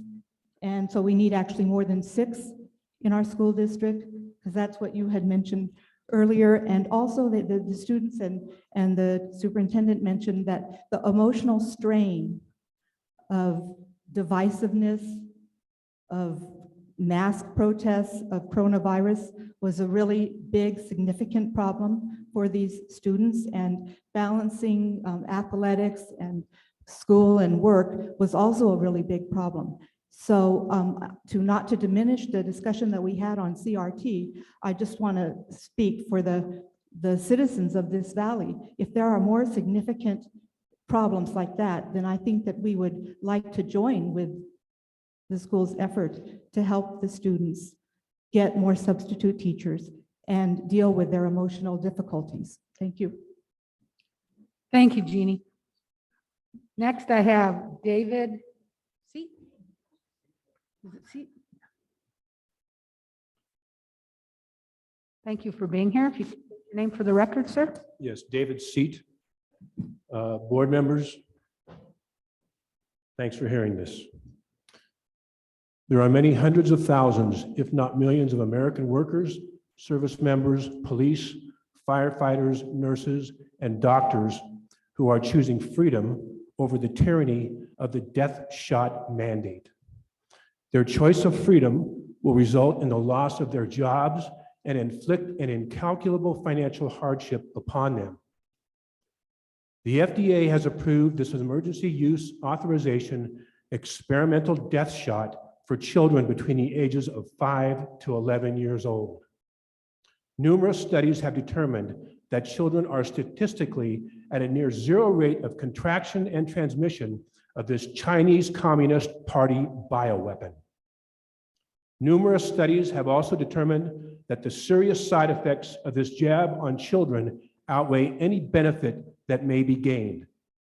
Just as the workers who have decided to say no to the jab have incurred financial hardship, you must say no to requiring this shot for children to attend school, even at the peril of loss of funding for the district.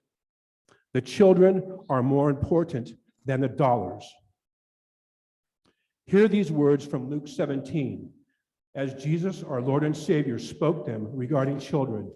Quote, "Things that cause people to sin are bound to come, but woe to that person through whom they come.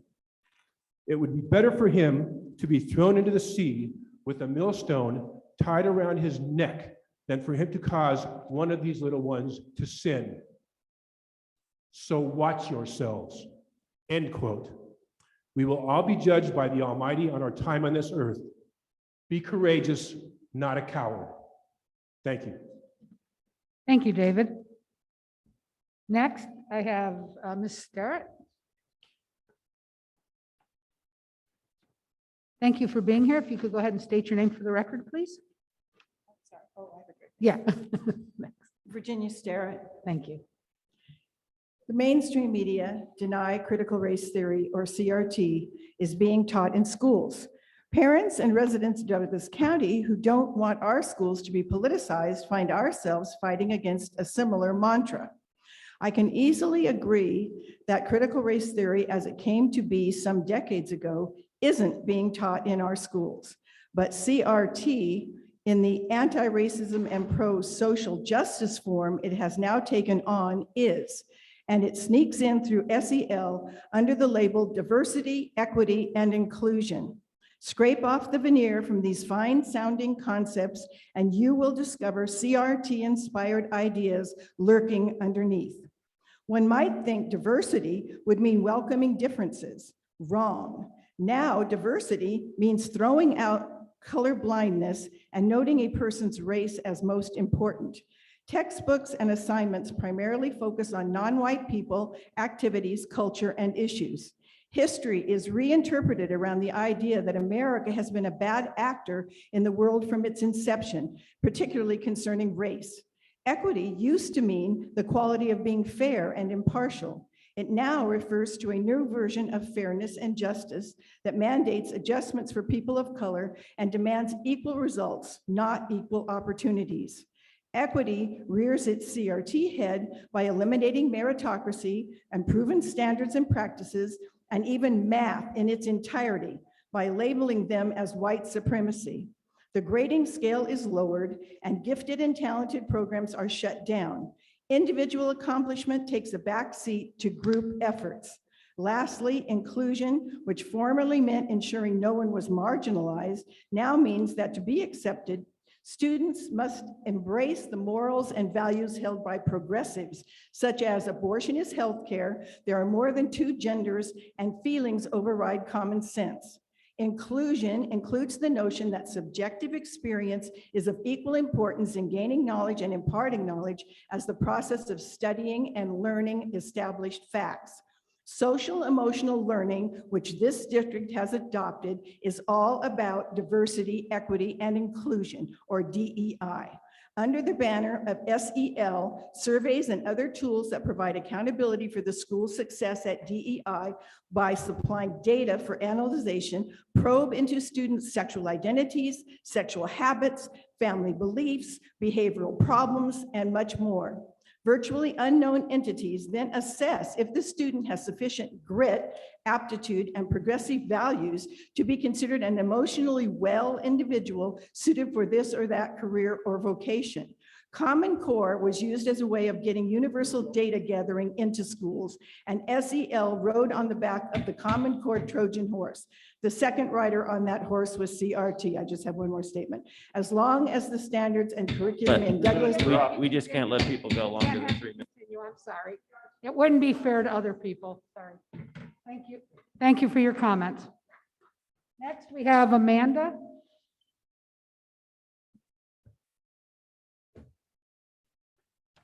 Thank you for being here. If you could state the record, please. Yes, my name is Amanda Adams. Thank you. And I am the parent of a freshman and a senior in Douglas County School District. For the past few months, I've been concerned about all the videos being shared online of the many different school boards around the country where parents and others complained about critical race theory being taught to their kids. I was curious, so I did some research and quickly realized that what most of these people are angry about wasn't actually critical race theory, that's been mentioned before. This realization brought me to the town hall meeting that was here on the 21st of October, just so I could hear from people firsthand to find out what they were really concerned about. That meeting on the 21st was an eye-opening experience, but not in a good way. From what I could gather from the speakers, it seemed they considered CRT to be a mix of teachings about negative events from history, something regarding equity and equality, as the woman just mentioned, and what they see as a lack of religious values and teachings. Surprisingly, also, LGBTQ rights and inclusion. The last one was a massive shock to me. As a parent of LGBTQ youth in this school district, you can imagine how upsetting it was to hear adults get up and say that learning about this inclusion was evil, even calling out a teacher who had an inclusion poster outside her class and wanting the poster removed, taken down. For most of that town hall, unfortunately, I was in tears in the back. I can't imagine any parent not wanting their kids to be taught to be inclusive and caring of others. To do that, they must learn about people's differences, their history, the good and the bad, things that these people have been through, and ways they can work toward a more inclusive society. To avoid further conflict regarding CRT, some school boards have caved in and made an official policy just to ban it. You'd think that'd be fine, since in all reality, we know that actual CRT isn't being taught here, so if you ban it, no big loss. But unfortunately, it's not that simple. Across the country, the anti-CRT crowd doesn't really just want it banned on face value. They want to actively check and oversee to make sure their version of CRT isn't being taught in the schoolrooms. Some have proposed putting cameras in classrooms. I heard that mentioned at the meeting. List of books to be banned, patriotic education, kind of sugarcoating history to make America look perfect.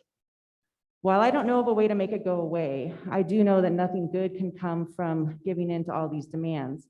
But perhaps one solution is to invite parents to write down a list of things, specific things they are concerned about and want changed.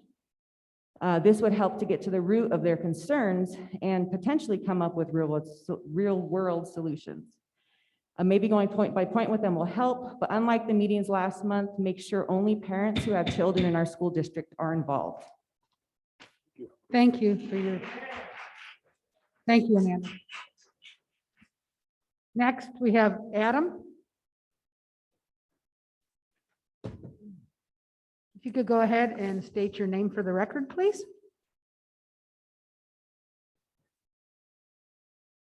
Can you hear me? We can. Okay.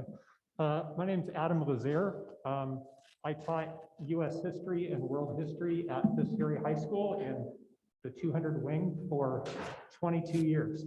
I taught in California for 6 years before that. So a total of 28 years teaching exactly what this concern is with CRT. I can tell you with 100% certainty in my entire time here, I retired from this high school about 4 years ago. My last year here was 2017, but I taught from 1995 to 2017 here. I taught US history to 11th graders, and I taught world history to 10th graders for that entire time.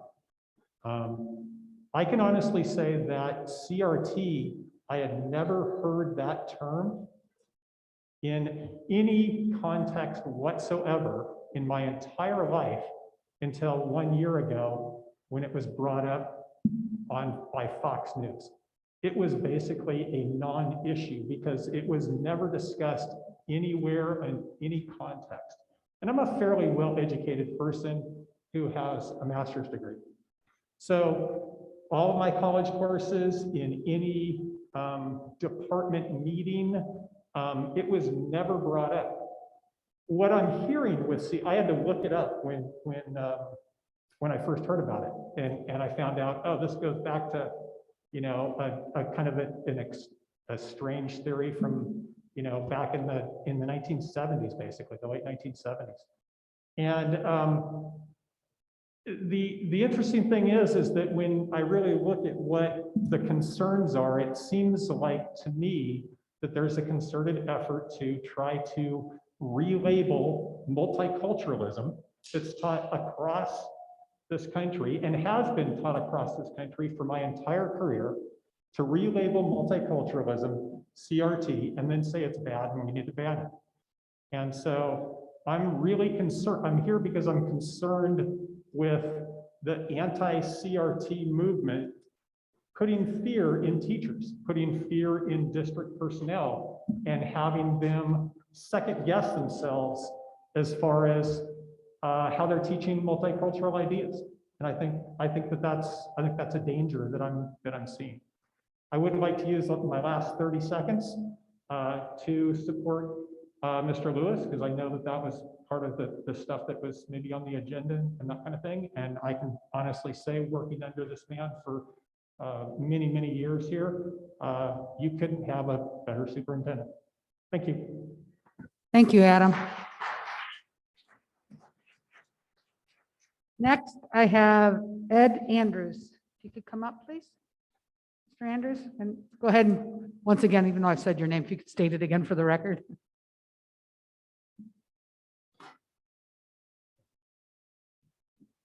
Since other people have done this, is it okay if I just drop my mask? Yes. Thank you so much. Just to be clear.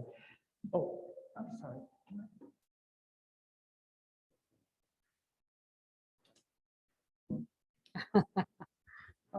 So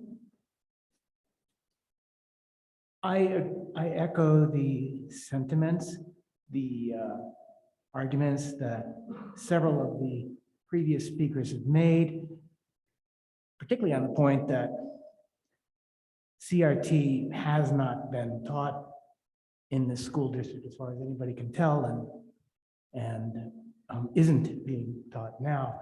And I'm very much against the arguments of those who are on a rampage about this.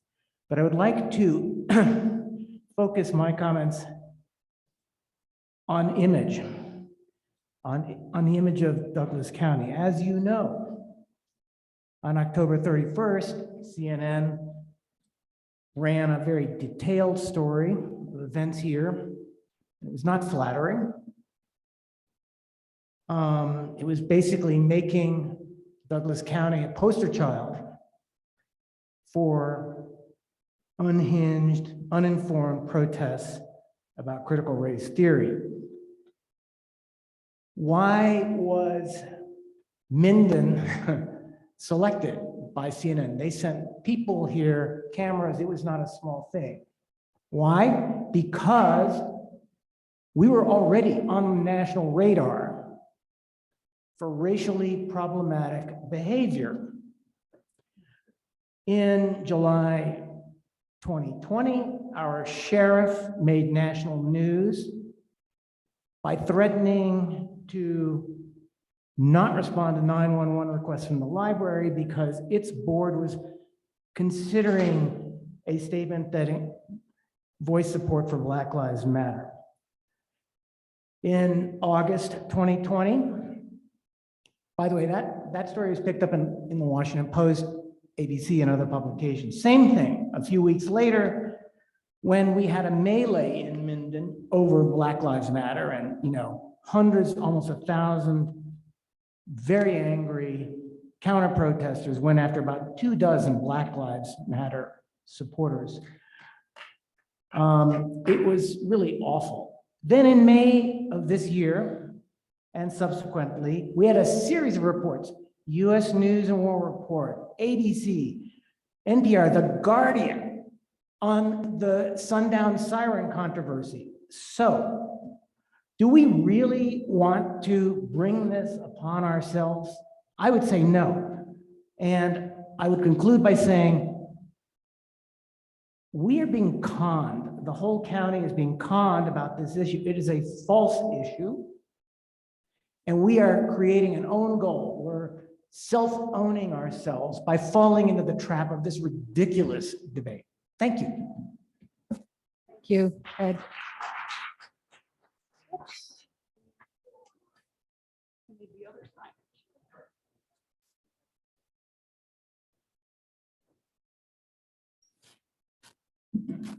Anybody online, John? Okay, let's go ahead and take a couple online then. Thank you. Todd Poth, you're allowed to talk. Thank you. Todd, are you there? Hello, Todd Poth for the record. Just make sure you guys can hear me now. Now you got to talk a little bit louder for me. Okay, I'll try to talk a little bit louder, make sure it comes through. Perfect, thank you. All right. So I'm not going to pretend that everyone in the room there is going to agree on CRT and implement and so like that. I think there were some very good points brought up. My biggest concern right now is if the board was to take an action to follow some of these other school boards and sort of have a blanket ban on CRT, I think that would be a very bad thing. The reason being, you're kind of, once again, we come back to unintended consequences. We know that Nevada sets school standards. Then Douglas County adopts those school standards, and we can have more severe standards if we want to, but the curriculum is created by the teachers. Those are the professionals that went to school, that learned how to teach kids. They are the experts out there that, bring our kids up to those standards. And then we obviously test them to make sure they're hitting those standards. If you're putting a ban on CRT, and I've also heard crazy stories like putting cameras into the classrooms and things like that, you're putting a huge amount of control or a huge amount of fear in these teachers. Is a teacher going to bring up a subject about last year's race riots that happened in the summer? The good and the bad, the peaceful protest and the riots that should have never happened. Is a teacher going to be afraid to talk about redlining? Is a teacher going to be afraid to talk about Japanese internment? I know that we've talked about those things in the past, and I hope that we can continue to talk about these things, but it concerns me if a teacher is worried about suddenly being called out because somebody thinks that they're teaching something that they shouldn't. We have standards. There are things up there. No one wants racism taught in our schools, and I don't think it is. But we have to be careful about micromanaging some of this stuff and coming up with some sort of a ban CRT. I think you could really cause some unintended consequences for how our students are taught. I want my kids to be exposed to different opinions and different thoughts and different things out there than maybe I was. Education does not stop when the school day ends. As parents, I'd hope we'd have discussions with our kids when they get home about what they learned from their teachers and what they're exposed to. So I would be opposed to any sort of board action on a blanket ban on CRT. Thank you. Thank you, Todd. We'll go ahead and take someone to the next person online. Oh, nobody else. Okay. We'll go ahead then. Next on our list is Marcus.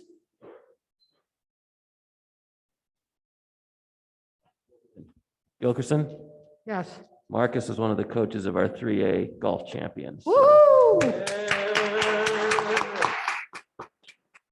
job, Marcus. There is still some good here. It's awesome.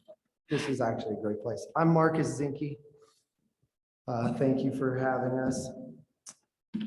Some of us risk quite a bit tonight in speaking our opinions of dissension. Whether it's a disagreement with friends, family, or strangers, most of us get too worked up and too judgmental over opinions. Don't mistake passion for lunacy. We are allowed to disagree. It's the fundamental right of being American. Collectively, we have had a failure in delivery. We have a school board member who brought this to the forefront of our district with zero context for why. We have a librarian fighting the good fight, but possibly in the wrong way. We have audience members forfeiting great points due to their angst, raised voices, and emotions. We have a future senator, potential senator, firing up his base in a tiny, already voting for him town. We have CNN with a pre-written hit piece of the same small town as a testament to the incorrect opinion of right-wing America. Finally, we have a well-intentioned professional development teacher with potentially a poor choice of material. I had the pleasure of meeting with the professional development teacher last week. She gave quite a bit of her time to discuss specifics of what she does and why. She also explained her rationale for picking this now infamous book. Carly wants teachers to be aware of all students' needs, to acknowledge that all students have different backgrounds, different upbringings, different learning disabilities, different social lives, different problems. She has studied these in great detail and wants teachers to be more mindful of the aforementioned struggles when trying to break through to students. This is noble to be sure, and the effort she has made should be applauded. Her mistake is that the book she has chosen is a subterfuge for CRT. In fact, CRT is directly in the title, Culturally Responsive Teaching, CRT. Race is not culture. This book, however, directly discusses race, implicit racial bias, the oppressed, and the oppressors. To her credit, when asked of these topics, Carly agrees that race should have no part in judgments.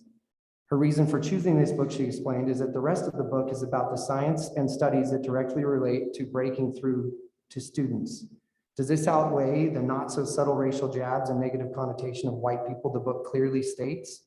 I'm not sure it does. There must be other books out there that can accomplish the same thing without the racist outlook.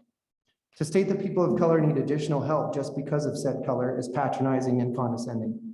To insinuate all white people are oppressors just because they are white is racist and wrong. I don't believe these things are being taught in our district. I'll say again, these things are not being taught in our district. I do, however, think that PDC is teaching the teachers these topics by way of this book. Trickle-down teaching, one might call it.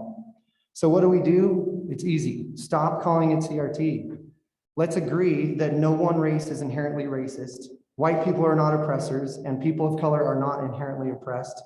No individual should receive more or less help than any other individual based on race, and no race bears responsibility for the actions of their ancestors.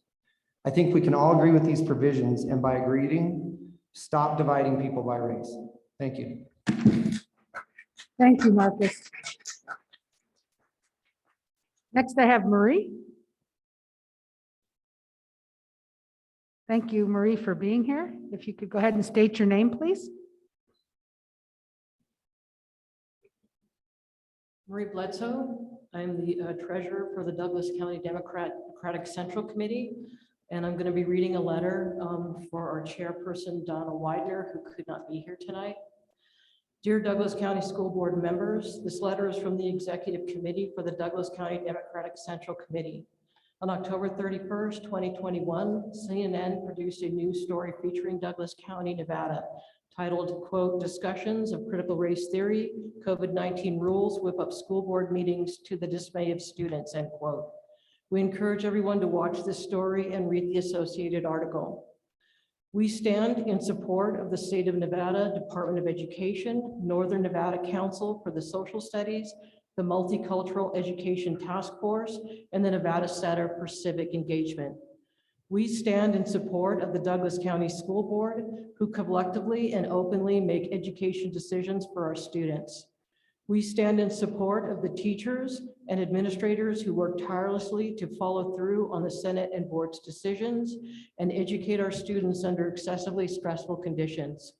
We stand with the dismayed students who are trying to get through high school during trying times. The Douglas County Democrats are grateful for the opportunity to discuss civics and multicultural education in an open and public setting. Based on the CNN story, our Douglas County students are also appear open to discussing multicultural experiences. And yet, adults from outside the area have brought an issue that they fabricated, the teaching of critical race theory in Douglas County schools, to the forefront of concerns. Since local Democrats are part of the endless they being targeted by these individuals and their scare tactics around CRT, we found we could no longer sit idly by while this issue is brought to our community and used as yet another divisive wedge. There is no way a community can thrive when one group portrays any other group as evil. While we dwell on this non-issue, we are not helping to address the many real concerns of the school district. We should be addressing the need for more substitute teachers, for mental health support for students and faculty, and for safe in-person classes. We should be assisting our students to thrive and recognizing our county for being one of the highest concentrations of top-ranked schools in Nevada. That is our role as adults, not grandstanding on make-believe. In closing, as leaders in our community, we are here to fulfill our responsibility to support our school system and our community as we grapple with the real issues of the day. We look forward to we look forward to following already established processes for curriculum approval and working toward open community-based solutions. Thank you for your time. Donna Widener, Chair of the Douglas County Democratic Central Committee. Thank you, Marie.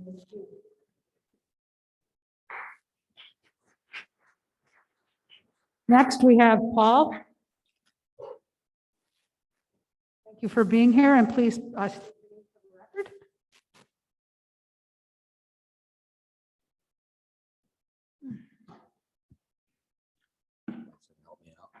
Good evening. My name is Paul Jensen, and I'm a school librarian in Douglas County School District. I was exposed to several sources of critical race theory in the district last school year. Under a contract with a large national bookseller known as the Junior Library Guild, our school library received this book titled The League of Superfeminists. This book teaches children that white children are privileged oppressors of people of color, and that children of color are helpless victims in a system of white oppression. This book also misleadingly singles out the owning of slaves as being unique to white people, which is of course historically inaccurate. The other source of critical race theory was promoted and offered to staff by Douglas County School District this past summer, titled Diversity, Equity, and Inclusion Specialty Training. It teaches that every facet of American society is systemically racist and in need of systemic change, and the systemic change that critical race theory proponents propose is one of Marxist tyranny. Another source of critical race theory is a required course for all new teachers in Douglas County School District, in which this book titled Culturally Responsive Teaching to the Brain is the assigned reading. This book teaches that our country is systemically racist and that racial prejudice is a product of exposure to white people, referred to in the book as the dominant culture. So according to this book, if you're white, you grew up in a white family, you will be racist. This book also says that the dominant culture, white people, tries to portray as unattractive the hair and color of people who aren't white. This book is blatantly racist.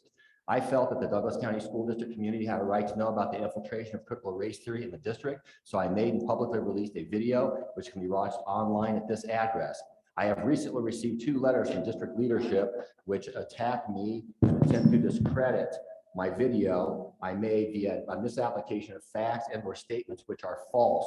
One is from Douglas County School District Executive Director Robbie Cronin Mack, and the other is from Superintendent Keith Lewis. In both letters, the possibility of me losing my job as a school librarian is being threatened due to my position on critical race theory.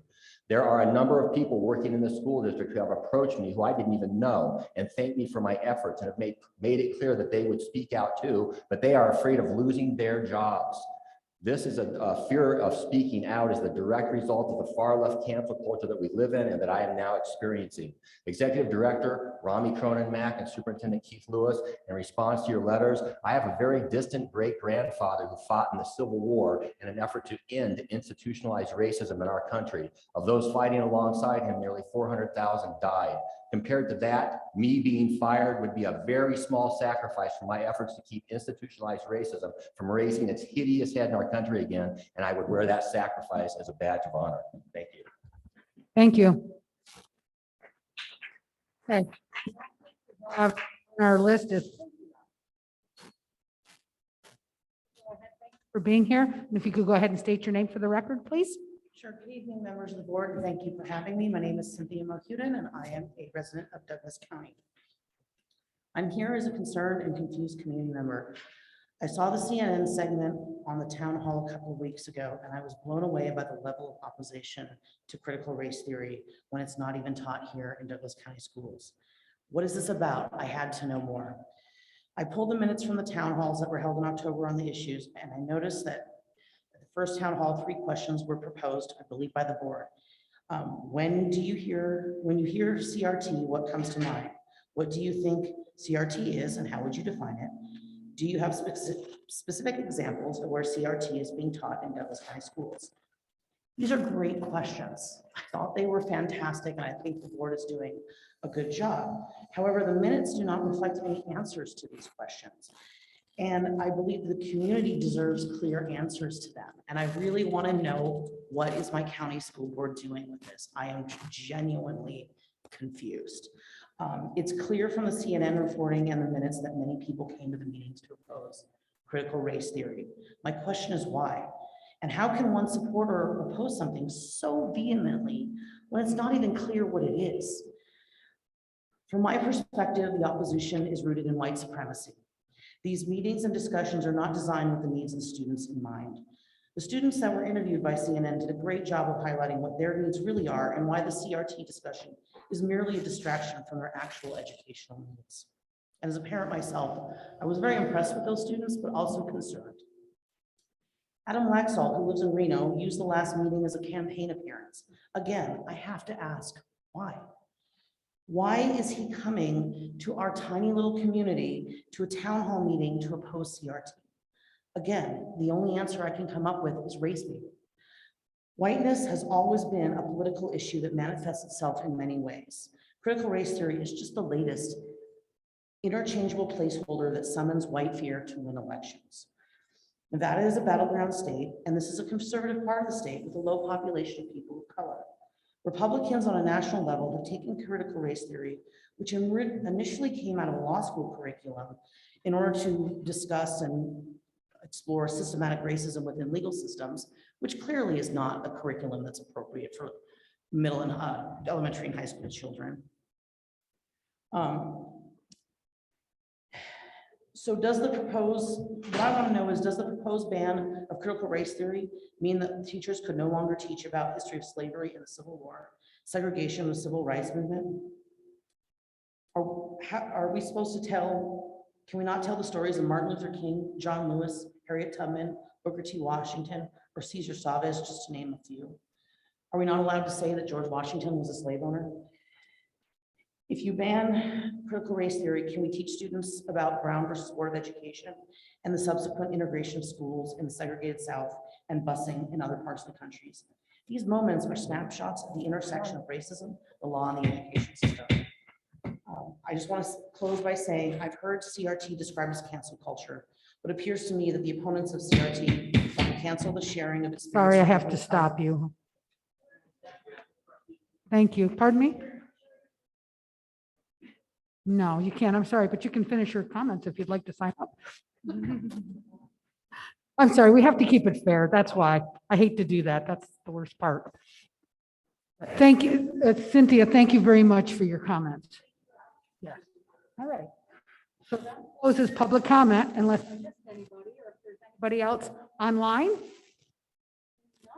Move forward. All righty. Item number 14, which is the process for addressing critical race theory. Discussion and possible action. Superintendent Lewis, did you want to start off by saying anything about this? Want me to leave? No, oh, so on item 14, no, I just think, again, this was a future agenda item brought to the board. At your recommendation, we've held 2 town hall meetings to gather community input to attempt to identify what critical race theory, if we could come to a definition. I would tell you my take on the town hall meetings is we have probably actually got further apart. And the umbrella has gotten a lot wider in terms of what is considered critical race theory. And so at this point, it's your decision to decide how we move forward and what we need to do as a board. And so I will turn over the discussion to you. Okay, thank you. Okay, so we've had our town hall meetings. We've had a couple of them. Hang on one second. Let me explain and then you get to be the first one to talk. So what I'm going to suggest is this, if it's okay with with our board, is that we go around and we share our thoughts from the meetings and anything else that we do want to share. And let's maybe go around and do that first, and then we can come back and see where it comes. So Doug, you had your hand up. Why don't you go first? Start us off.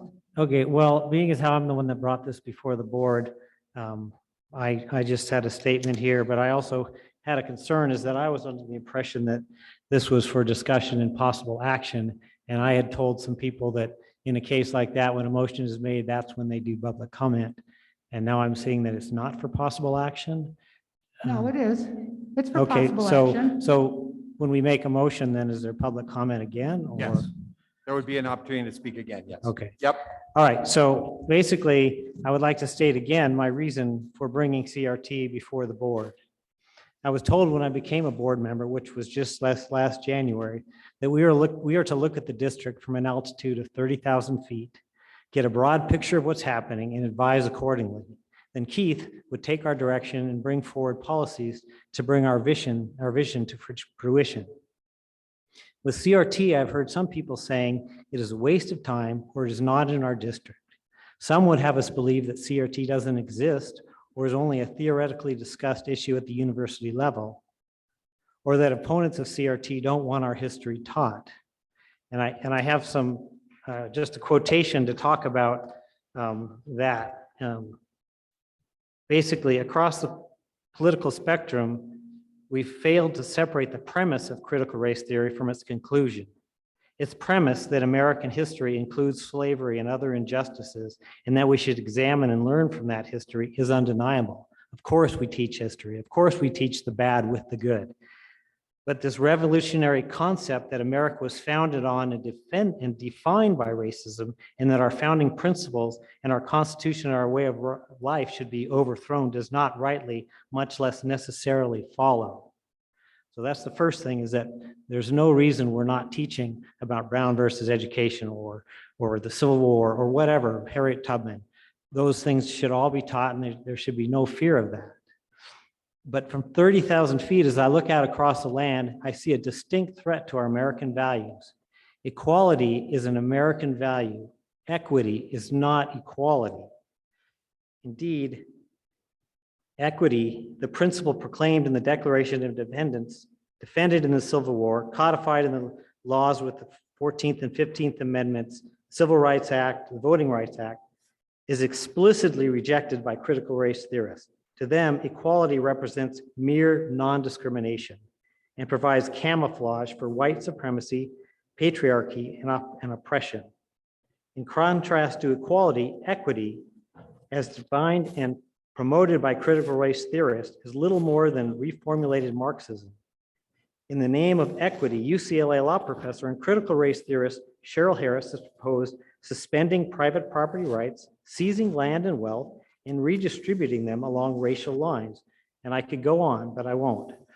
There are countless examples out in our nation of reverse discrimination happening across the land.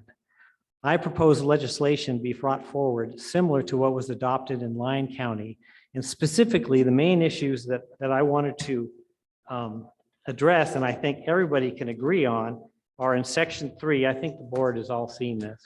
Section 3, part A, subsection 2, which states direct or otherwise compel no school district should direct or otherwise compel a teacher, administrator, or student personally to affirm, adopt, or adhere to any belief or concept that, 1, the United States or the state of Nevada is fundamentally or irredeemably racist or sexist. I don't think that's anything we should have an issue with. That any individual by virtue of sex, race, ethnicity, religion, color, or national origin is inherently racist, sexist, or oppressive, whether consciously or unconsciously. There's 4 points. Third, an individual by virtue of sex, race, ethnicity, religion, color, or national origin should be blamed for actions committed in the past by other members of the same sex, race, ethnicity, religion, color, or national origin. Or 4, an individual's moral character is necessarily determined in whole or in part by his or her sex, race, ethnicity, religion, color, or national origin. So that, to me, is what I am concerned about for our students. I think history should be taught for the good, the bad, the ugly, everything. But I think these 4 points here are what are out there that I think should be basically not allowed in our district. And I don't think if somebody can say why they think these things should be taught and why they should be propagated in our district, I don't believe they are now, but I just want to be ahead of the curve. From 30,000 feet, I see it out there. It's clearly out there. So my recommendation to the board would be to adopt some sort of a principle that emphasizes these points, whether it uses all of the Lyon County proposal or not. Anyway, I see this is where we should go. Thank you. Right down the line. So, Trustee Magnata, do you have something you'd like to add to this or say? Well, I'm totally against CRT and SEL. I believe that we don't want to devote any time to these subjects. We need to get back to the basics. Teach cursive, teach history, include some of these things. So I am totally against this. We should not be teaching it. We should not be spending money on it. We should not be giving these boxes out that says about SEL and all this stuff. Heather Jackson showed me this box. I would like to know what those boxes cost. Do you know, Dr. Lewis, what these cost? For the record, I don't want anyone to think I'm smarter than I am. I'm not Dr. Lewis. I'm just a mister, sorry. I'm not that smart. I don't know, Tony, off the top of my head, but I believe that we had given you some financial figures already of what SEL material, but we can certainly look at that and provide that. I do want to make sure we stay a little bit on topic. The topic is the process we're going to do for CRT. I think I'm speaking for the person to my left.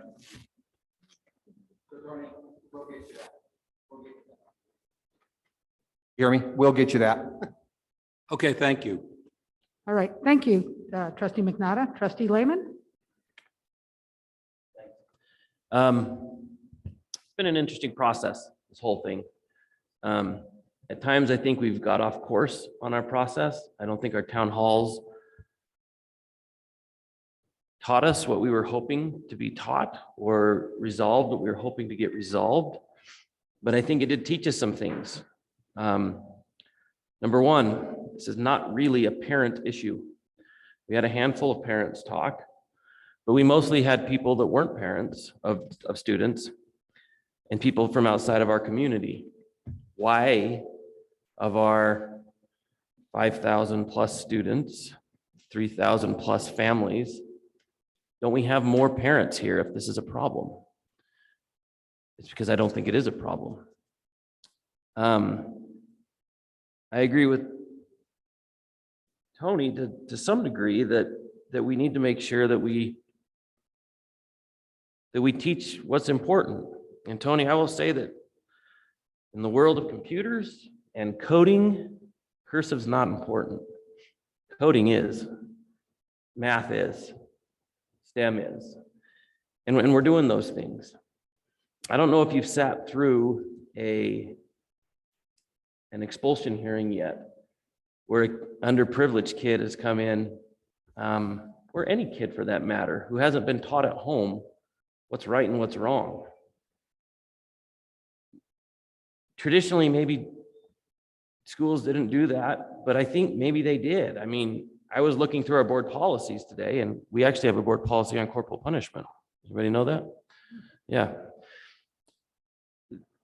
Schools used to do that. And why? To teach kids, you know, what was right and what was wrong. That's all SEL is. And I'm going to get off of that because I know that's not our topic. Anyway, the process went maybe how it should. There was a community problem, or not a community problem. There were some in the community that had a question. Doug listened to those people in the community. He thought that himself. He brought it to the board. It came to the board as an agenda item. Mr. Lewis said, or Dr. Lewis, depending on who's talking, said that he would take care of that, or not take care of that, he would look into it. And then we all did the same thing. We all investigated it. We all did research. I bought Critical Race Theory, written by one of the founders. I bought Cynical Race Theory, which debunks it. I read Foundations of Critical Race in Education. I read the book that was from PD. I've talked to dozens and dozens of teachers. And I am convinced that it is not a problem in our district. It is not being taught. It is not part of our curriculum. And it's not anywhere in our future. We have had people come up to public comment, and they have said, and I don't know why they've said it. I suspect they've said it to see, you guys aren't very good at what you're doing. They said, you know, Nevada's Nevada's the worst education in the state. And they always say that, and then they go on to talk about how we need to fix things. Well, they're right about Nevada, depending on where, 47, 50, 45, some places, but we're not Nevada. Douglas County is 1.2% of the students in the state. That's a very, very small amount. And if you look at our numbers, graduation, ACT scores, AP scores, MAP testing, we're great. Our district comes in, from where I've seen, somewhere between the top 15 and top 10%. If our district were a state, we'd be in the top 10 or top 15% of the country. I've been offended for our teachers when that's happened, because our teachers are great. People come out here and they are adamant that CRT is happening in our school, and they are adamant that our teachers are brainwashing kids, and they've never been in our classrooms. I've spent hours and hours in our classrooms and talking to our teachers, and they are professional, and they are dedicated, and they have political opinions that they do not push on our students. Everybody's got political opinions. Everybody does. I talked to a group of students and I said, hey, tell me about anything political that's going on at Douglas. Tell me. And one of the students said, I am so mad at my social studies teacher because one day I'm pretty sure I know how he feels politically because of what he's talking about. And then the very next day he says something else that changes my mind, and I just can't figure him out. And I thought, how perfect is that? Like, isn't that exactly what we want for our students? Teachers that present both sides of things, teachers that keep our students guessing.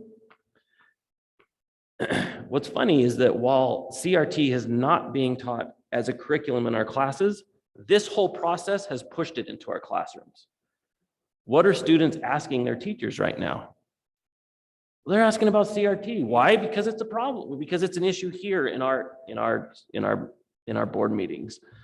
And so what if we were to create a policy that says we are not talking about CRT, and a student raises their hand and says, hey, I'd like to know a little bit about this, our teachers can't even respond. There are parts of CRT that I find offensive. All white people are oppressors. All people of color are the oppressed. Every white person is racist by nature. There's a few of them, and they're listed in the Lyon County thing. But what I find even more offensive than those things is the notion of censorship. The American Academy of Librarians, or the American Library Association, has a statement they re-released in 2004. They fancied it up to some degree. They released for the first time in 1954. That statement starts with the following: is essential.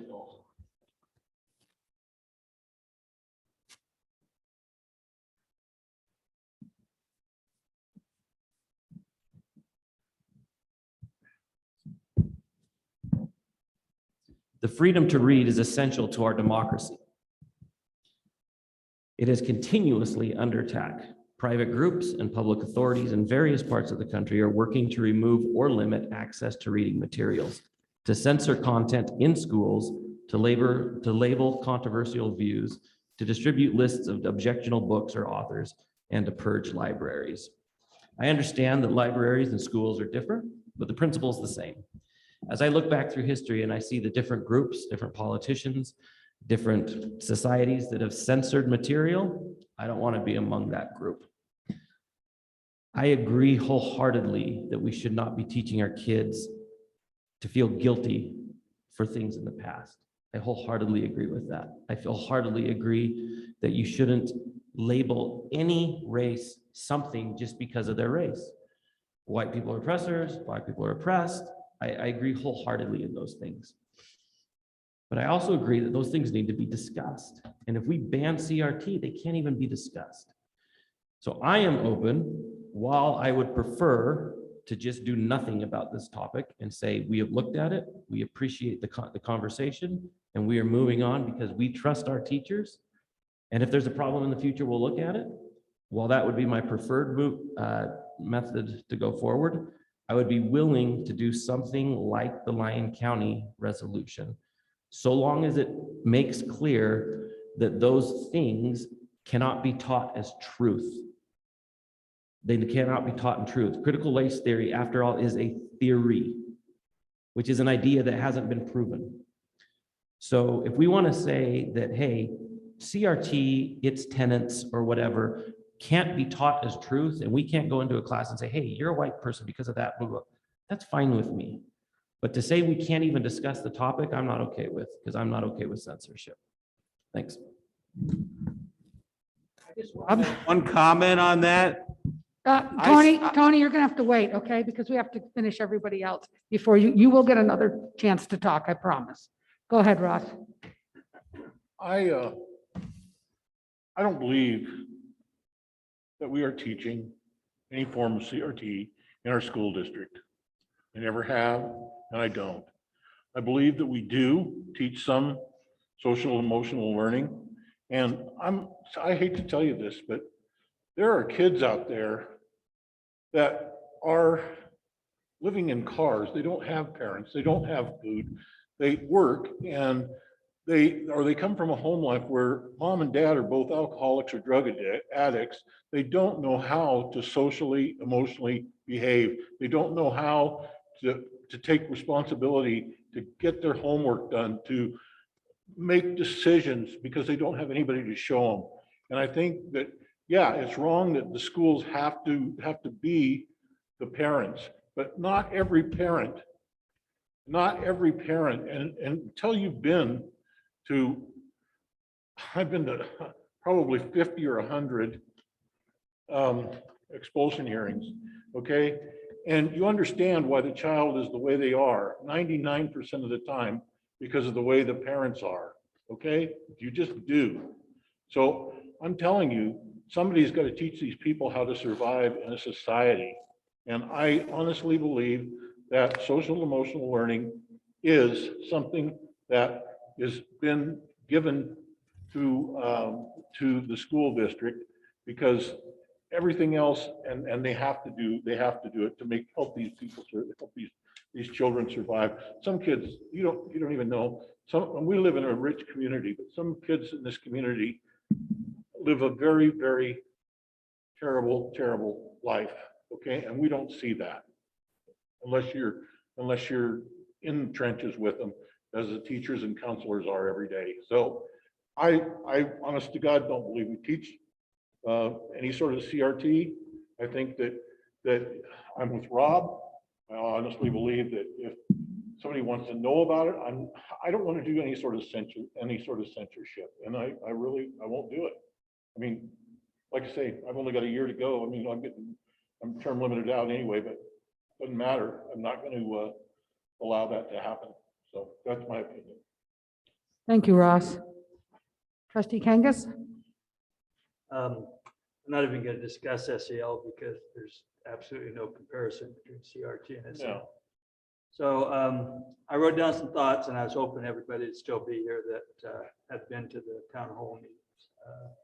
But anyway, I want to let everyone know who attended the last board meetings and the town hall meetings that I have listened to the very passionate concerns regarding CRT and the Dcsd schools and what CRT means to you.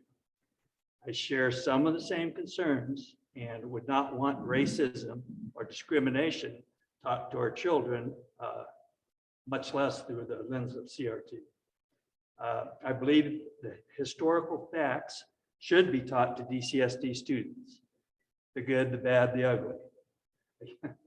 I get that. It should not be taught through bias or political ideology. Racism and discrimination do exist in our country and all over the world. These are facts that should be known, they should be taught. I have been a member of this community for 26 years. I have one grandchild attending an elementary school and two coming into the district of the future. I care very much about what is being taught in our schools. I've been in and out of DCSD school buildings and classrooms for the last 5 years and have developed the working relationships with our superintendent, the directors, the administrators of our schools, and many teachers. In my opinion, CRT is not being taught in our schools. We have board policies, administrative regulations already in place that address racism, address discrimination in the selection of textbooks and instructional materials. And there are also challenges of those objections and textbooks and instructional materials. And there's a process to go through if you want to choose to do that. In my opinion, we're chasing a ghost. It's just not here. Thank you, Trustee Kangas. Trustee Jackson? All right. I just want to say I agree with a lot of the things that are being said, that I have no desire for our students to be taught anything about racism or, be taught in this racist and biased way. I have 4 kids that two have gone through this education system, 2 more that are coming through. And I have always been very involved in what they're learning and making sure that I feel that they're being taught, the things that are important to me. And I have not seen this in any way in our district. And so I don't believe that CRT is being taught at all. My concern is, and it's kind of been mentioned already, is the fact that we're talking like we don't trust our teachers. We have amazing teachers. My kids have had amazing educations in this district and continue to. And I've been so impressed with the things that they've learned and how it's helped them in their life. And I feel like we need to trust our teachers. We need to show them that we trust them, and we need to encourage them and support them. This has been a very difficult 1.5 years for everyone, and our teachers are feeling that. And when we come to these meetings and talk about how we want to be able to see everything that they're teaching and we don't trust them and they're indoctrinating our kids, that makes their job seem just like we don't even care. And I think we need to surround our teachers. We need to support them. That's what they need right now. I've talked to teachers in the district. I've gone and I've met with the different departments. I've looked at the policies we have in place, and we have policies in place that say that we will teach right down the middle. We will teach the facts of our history. We have things in place to make sure this doesn't happen. And we also are aware and have the ability, as new things come up, to be able to take those steps and make sure that it doesn't. And again, just the fact that we aren't seeing parents concerned about this because it's not happening. I'm grateful that we've taken a look at it. We've talked about it, but I think we need to look at what's happening in our district. And this is not what's happening, but let's unify and let's support our teachers because they have a huge job and we need to support them in that. Those are my thoughts. Thank you, Trustee Jackson. It's hard to go last. Oh, I'm going to speak, then I'll let you speak. I'm sorry. I'll go next, Tony, then you can speak. Okay? It's hard to go last after all these wonderful comments that were made. I happen to agree with Rob, with Ross, with Carrie, with Heather.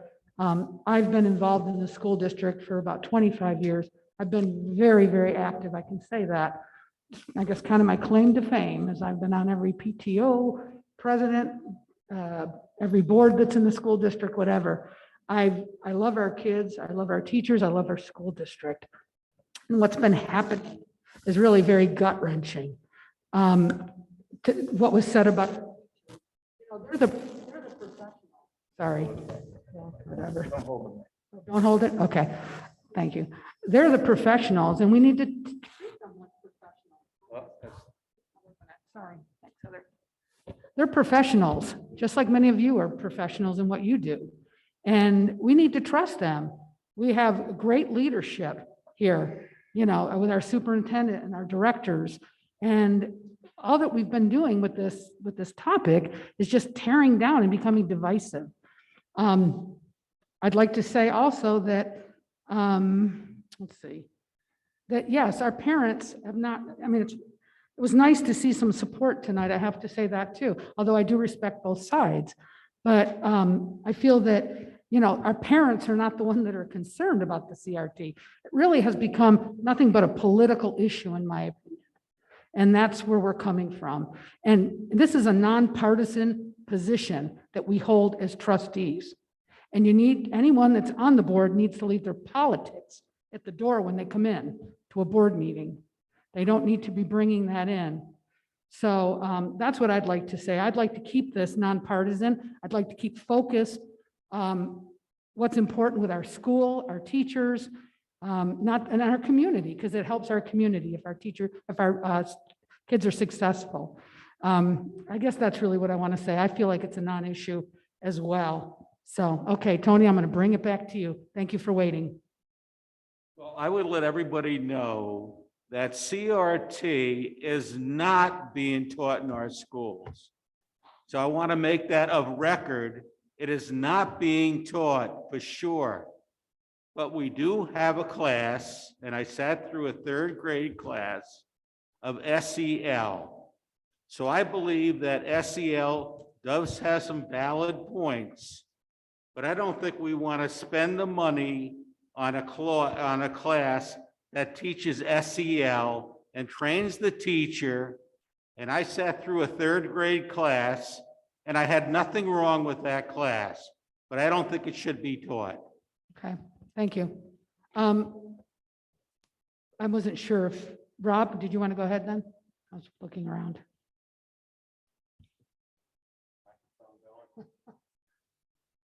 Oh, there we go.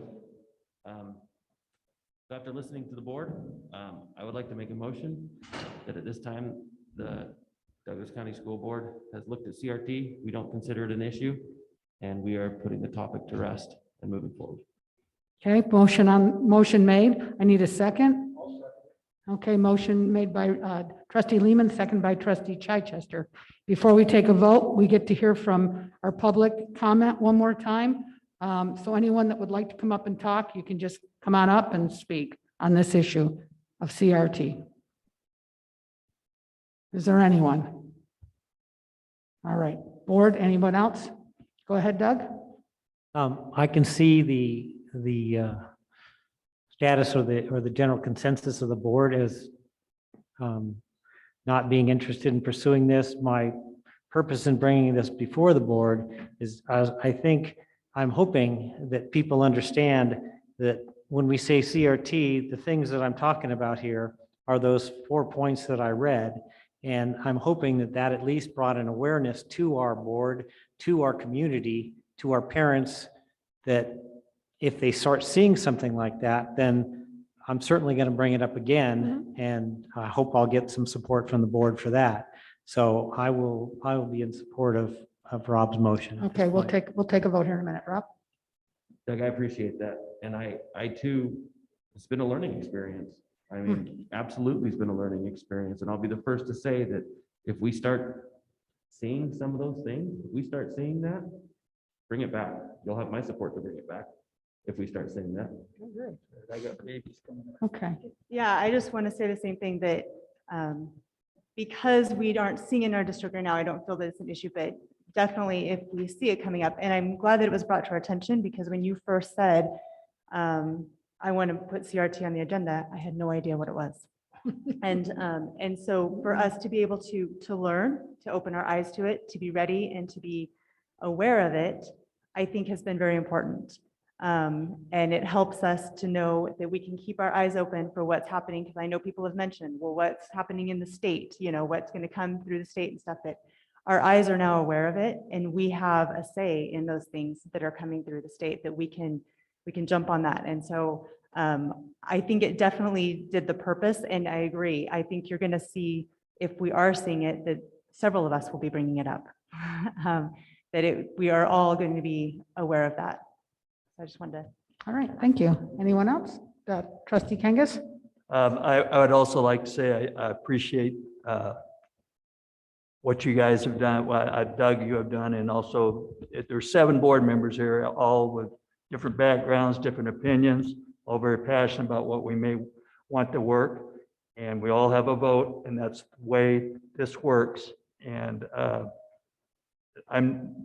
there's many times I'm not in full agreement, but I can come to terms with the discussion and the argument.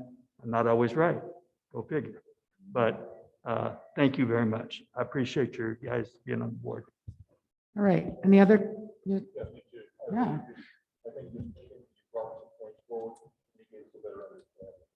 And that's what's nice about a diverse board too, as well, is to keep it diverse, so that we may not all agree on certain things, but at least we're educating each other to these facts. So, all right.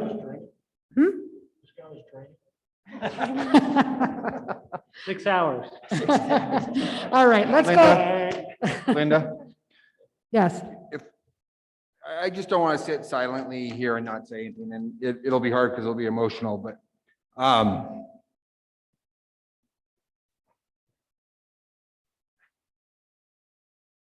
this vote means a lot, because you're treating our teachers as professionals, and I appreciate that. We are blessed to have an amazing staff in this district, and I appreciate that you're going to say no to that our teachers teach hate, that our teachers are indoctrinating students. Your vote means a lot to, this is a tough time to be an educator. And we need to support, as you have all said, and I appreciate that all across the board. We need to support our educators, not tear them down, not question them, not treat them. And you have a superintendent and all of our administrators and the people who I work with on a daily basis. We want what's best for kids. Doug, we're not against you. We understand the concerns. I sit here and I have absolute confidence. Despite what one employee might be saying, we are not teaching CRT in our classrooms, and you're making a good decision, and I appreciate that. Thank you. All right, thank you, Superintendent Lewis. With that being said, we'll go ahead and bring it to a vote. All those in favor say aye. Aye. Anyone opposed? Vote passes 7-0.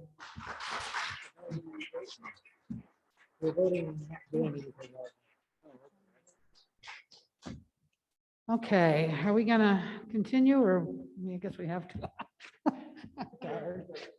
I know, we got our superintendent evaluation next. Okay. Item 16, for discussion and possible action. Let me just, thank you all. You're for doing a being great here. job. All right. Next. All right, so just so the public knows how we go about this, and it's all in public, is we were given a tool provided by Brian Frazier. It was sent to us with 10 different items on it, and where we can rank our superintendent, number 4 being highly effective, to 3 effective, 2 minimally effective, and 1 ineffective. So we were all asked to do that. I can tell you that the overall rating, and we were also asked if we wanted to make comments. I believe these are in public, right, Brian? Brian, these are all in public? They can, okay, good. Okay, you guys can read it online. So anyways, Superintendent Lewis's overall rating out of 4 was 3.83. God, that was tough to say. 3.83. So that being said, I was going to go around if anybody would like to make a comment at this time about the superintendent or want to talk about the evaluation or anything at this time regarding that, we can go ahead and do that. I'll start. Sorry, Doug, I'm starting with you again. I know, you'll sit in a better seat next time. I've appreciated and continue to appreciate working with you, and I don't want your job. And what? I don't want your job. Thank you, Doug. Trustee Magnata, do you have anything you want to add? We're so fortunate to have our superintendent, Dr. Lewis. He's not a doctor. Well, whatever. Okay, Keith Lewis, okay? Okay, so we're so fortunate to have an administrator like this.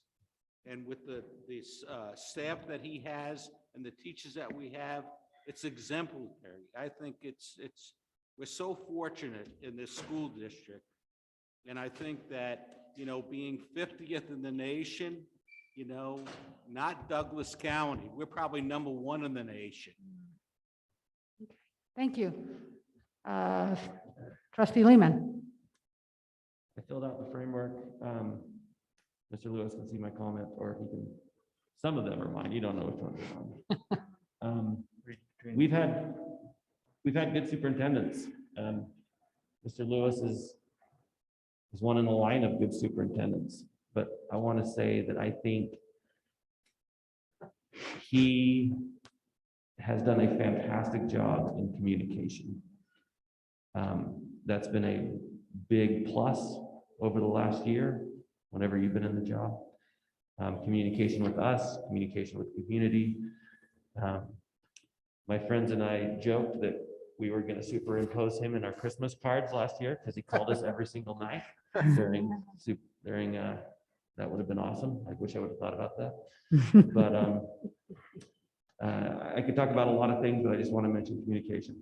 Fantastic job holding a district together in absolutely tough personnel times. And I've got nothing more to say. Great job. Thank you. Trustee Chichester. Did you want to add anything or no? You don't have to. I think he's done a wonderful job. I mean, COVID hit, within a week, he got school up and running, even though it wasn't perfect, he got it up and running with the help of all of his staff. He wasn't superintendent yet, but he became a superintendent and just took over. We were one of the first school districts to get our kids back into school as quickly as we could. Maybe it wasn't perfect because it was a day off, a day on for some of them, but I mean, nobody else was that innovative to get that done. And I've got to give a lot of credit to John also for buying everything. So we had enough equipment so the kids could learn from home. But it's all in the forethought, and that's what he's done. And everything hasn't been perfect. He's had a rough year, a rough couple of years, but he's just always got an answer, and you can always sit and talk to him. Oh, I'm sorry. You can always talk to him about anything. You can always get an answer, and I think he's done a fantastic job, and I couldn't be happier. Thank you, trustee Chichester, trustee Kangas. I rated Superintendent Lewis as highly effective, but not perfect. We'll talk about that later. These performance standards are difficult. He has faced the COVID pandemic and political unrest in our community due to things like CRT. These things at this level should not be a part of educating our children in our community. He has made an outstanding effort and done a remarkable job of keeping our schools open. I take my hats off to his determination, hard work, and abilities as a leader. Thanks, Gary. Trustee Jackson. Just so I don't have to re-say, I think I agree with everything they've said. Being a new board member, as I've gone through each of the schools, I've just been really impressed of how much your administrators and your teachers respect you and are grateful for the things you do for them. And I think as a superintendent too, that those are, the ones you're looking out for. And I think you're doing a great job with that. I'm seeing that as I talk to people. So great job. All right. And last but not least, I will say that I also feel everything that everyone said. I feel that you came into a storm and you've weathered it well. I'm not sure if we cut you in half what you'd look like, but I think you look pretty good. I think your community relations are good. I think one of the things, your strengths, is that people like you because you're honest and you're upfront with them. You make decisions based on what's best, not what's unpopular, what's popular with the community, as we saw, some of it tonight. You never back down from making an unpopular decision. I think just that I always know you're always going to do what you think is best. And yeah, you are a great communicator. And I've got many more, but they're in the thing. So, all right. All righty. So I guess this is an action item. So, Madam Chairman, I have a motion. Okay. Okay, I'd move that we rate our superintendent for this year highly effective as an overall rating. Second. Okay. Any public comment on this? You're all tired, I'm sure. Seeing none. Well, All right.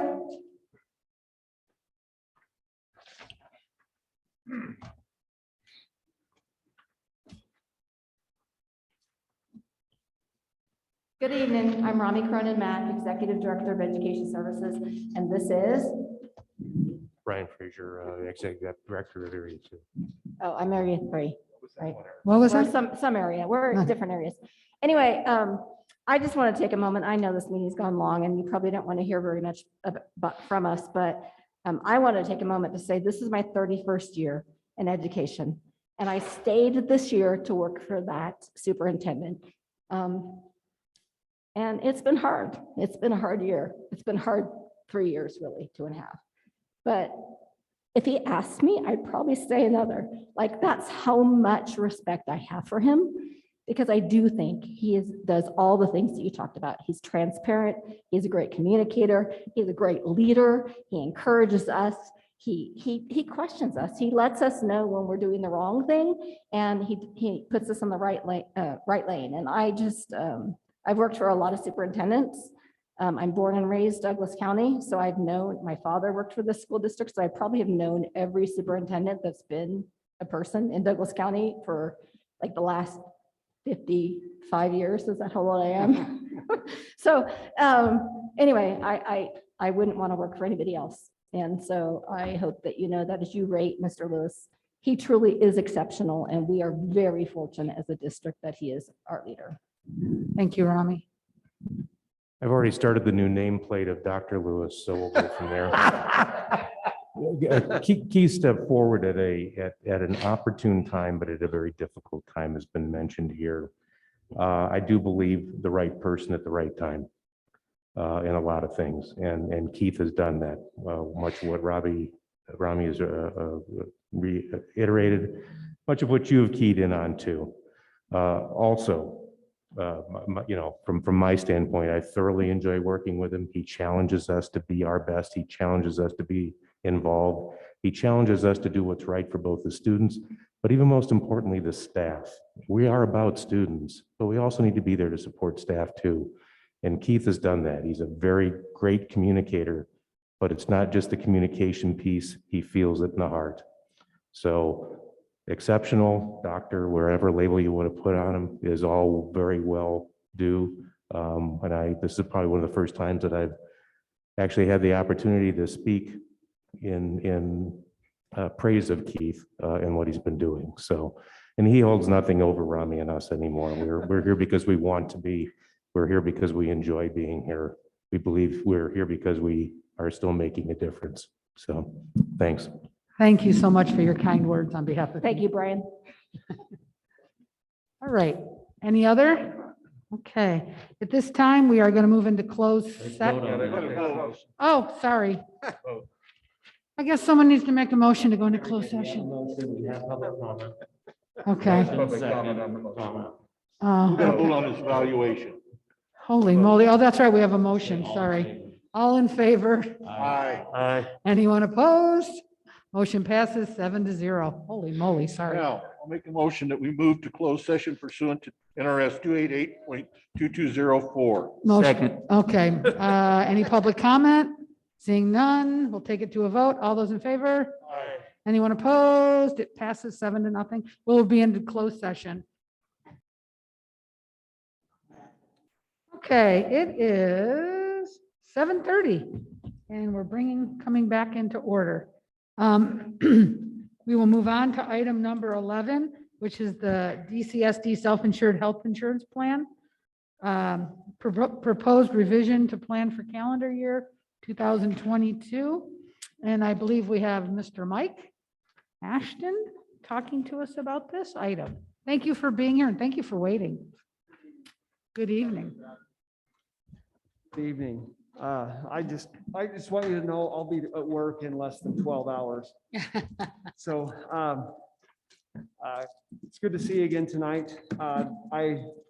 In preparing the presentation, it was weird to look back and see this is the 6th year that I've sat in front of the board to present these changes, and I've enjoyed the opportunity to work with the district and the board in making these things happen. I know you've had the opportunity to review the presentation. Just a few highlights on the second slide. Our participation rates are very consistent with previous years, but we have had a slight decrease in HSA participation, which kind of wipes out the increase that we had last year. On the third slide, our revenue sources, all revenue sources have been consistent since July 1 of 2019. Moving on to the fourth slide. The biggest concern in costs is really coming down to the stop loss insurance. A lot of volatility in the insurance marketplace leaves a lot of concern with LP insurance. Slide 4. He's trying to catch up to you. It is titled Health Insurance Overview. Expenditures category. It is the third slide with that. So slide 4. It says 67 on it. Am I able to control it here or? No? I'll be able to have it. All right. One more. I think we're all good. Thank you. With stop loss insurance and the renewal, one thing we did last year, we increased stop loss by $50,000 from $200,000 to $250,000 in order to save $230,000 in premium costs to the insurance carrier. Current update as of the 30th of September, we had 1 claimant. So it would require 5 claimants for that choice to cost the plan extra. So we are looking good on that front. We do have 1 additional claimant that's approaching the stop loss level.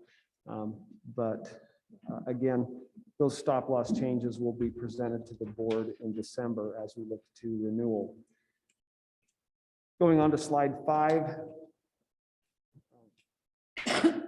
The expenditures for fiscal year 2021 we show a very large increase in expenses.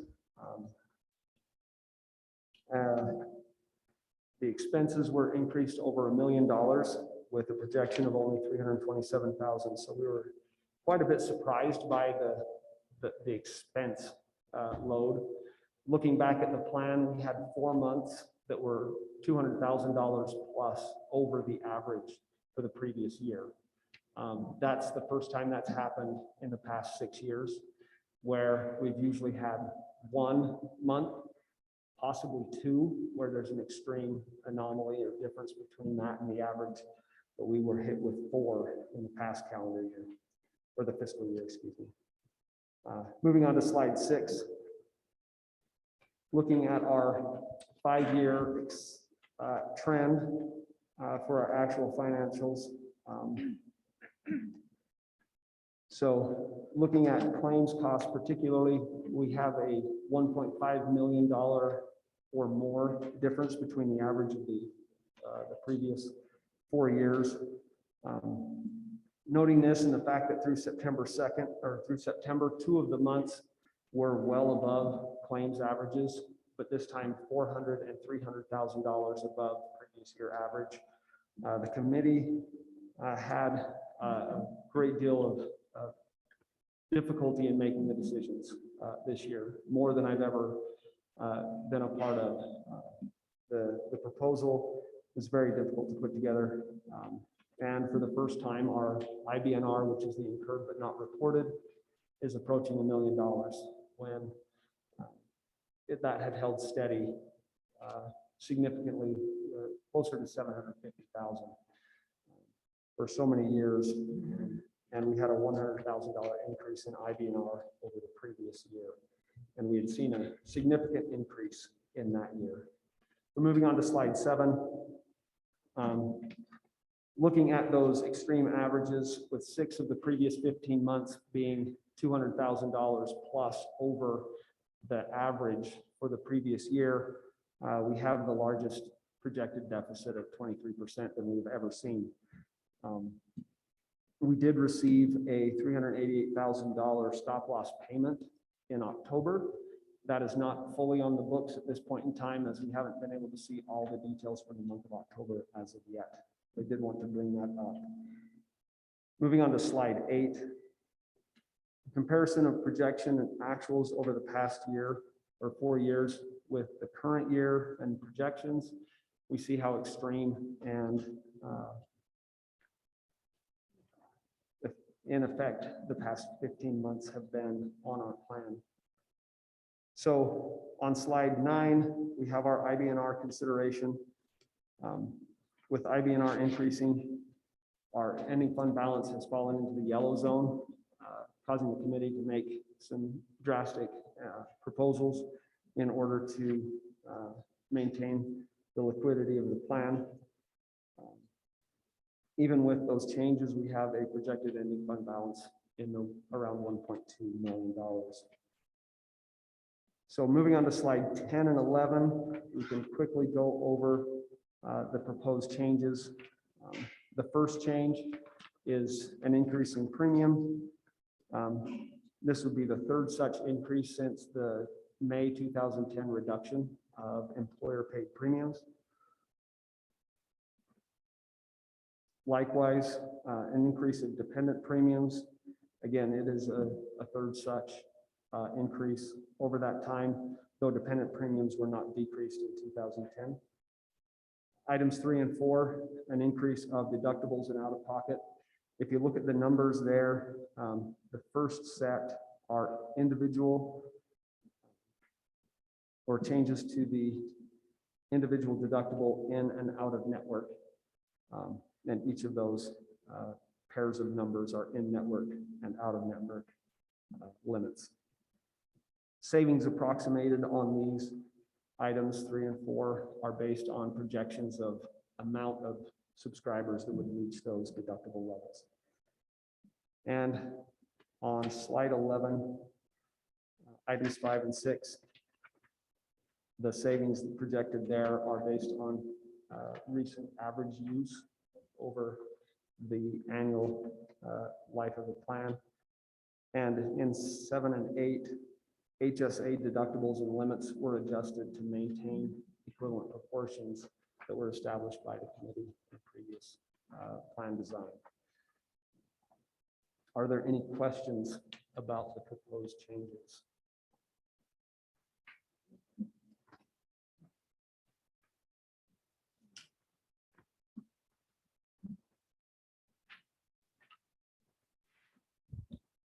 Any questions from the board? I have a No? motion. Oh, Joe has a question. I just want to thank Mike for his time on this committee. He said he's presented to the board for 6 years. I think he's been involved quite a bit longer than that. He is definitely the leader of that group. He's the historian and has really educated me over the last year and a half. So I appreciate you, Mike, and I appreciate you presenting tonight. Thank you. Yes, thank you. Nice for us to get the report, same person too. It's not changing. Yeah, that is nice. Okay, Ross? Okay, I'd go ahead and move that we approve the recommended changes by the Health Advisory Committee as presented. Okay. Motion was made, second by trustee Lehman. Do we have any public comment from the three of you? I know that. All right, let's go ahead and bring it to a vote. All those in favor? Aye. Anyone opposed? Nope. Motion passes 7-0. Thanks so much, Mike. Thank you. Thank you for your hard work. Okay, next we're going on to. Huh? You're good, keep going. Oh, okay. Sorry, I didn't know what was happening. Item 18, correct? Am I on the right one? Prioritizing agenda possible items for future board meeting. I have some comments on that one. Okay. I know we're all tired and ready to be done, and I'm sorry that I have a few things I want to say here. I've talked with a lot of teachers. We got the email from Lauren O'Neill, I believe, and just kind of voicing some of the things that I've heard. I've just seen teachers very stressed, overwhelmed, frustrated. There's a lot of things going on in our classrooms and in our schools and this is nationwide, not just here, that is making things hard for them. And I feel like we need to start listening and talking about some of those things that are going on. So I sent emails out to several principals, teachers, and said, if you could put something on the agenda, what would you put? And their main concern that the thing that came up with every single person was the lack of substitutes and how that is making it really hard because specialists are having to jump in and take over for classrooms. Kelly Winters, one of our principals, had to teach a first grade class. There was no teacher for it. And so my thought was maybe to have an informational report on the recruiting process and what we're doing to help this. And we talked about it. We're having this problem with bus drivers. We're having this problem with referees. I mean, how can we help and what can we learn about that? So I guess I would say an informational report on recruiting of, but just trying and I wanted to just kind of open everyone's mind to what are the concerns that they're having in the classrooms and how can we address these? And like I say, even if it's just, hey, tell us, we want to hear, but so that we can all be working together on that. Okay, so let's add that one.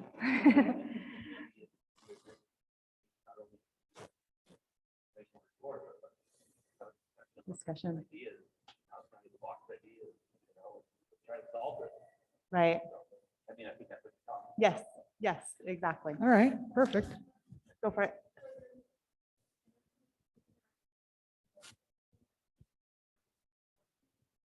So no, so that would just be one, would be the recruiting substitute, recruiting, that would be one. And then that would be a different one. Is that? So he's seconding the recruiting. The recruiting, yeah, Okay. the recruiting one. Okay. Sure.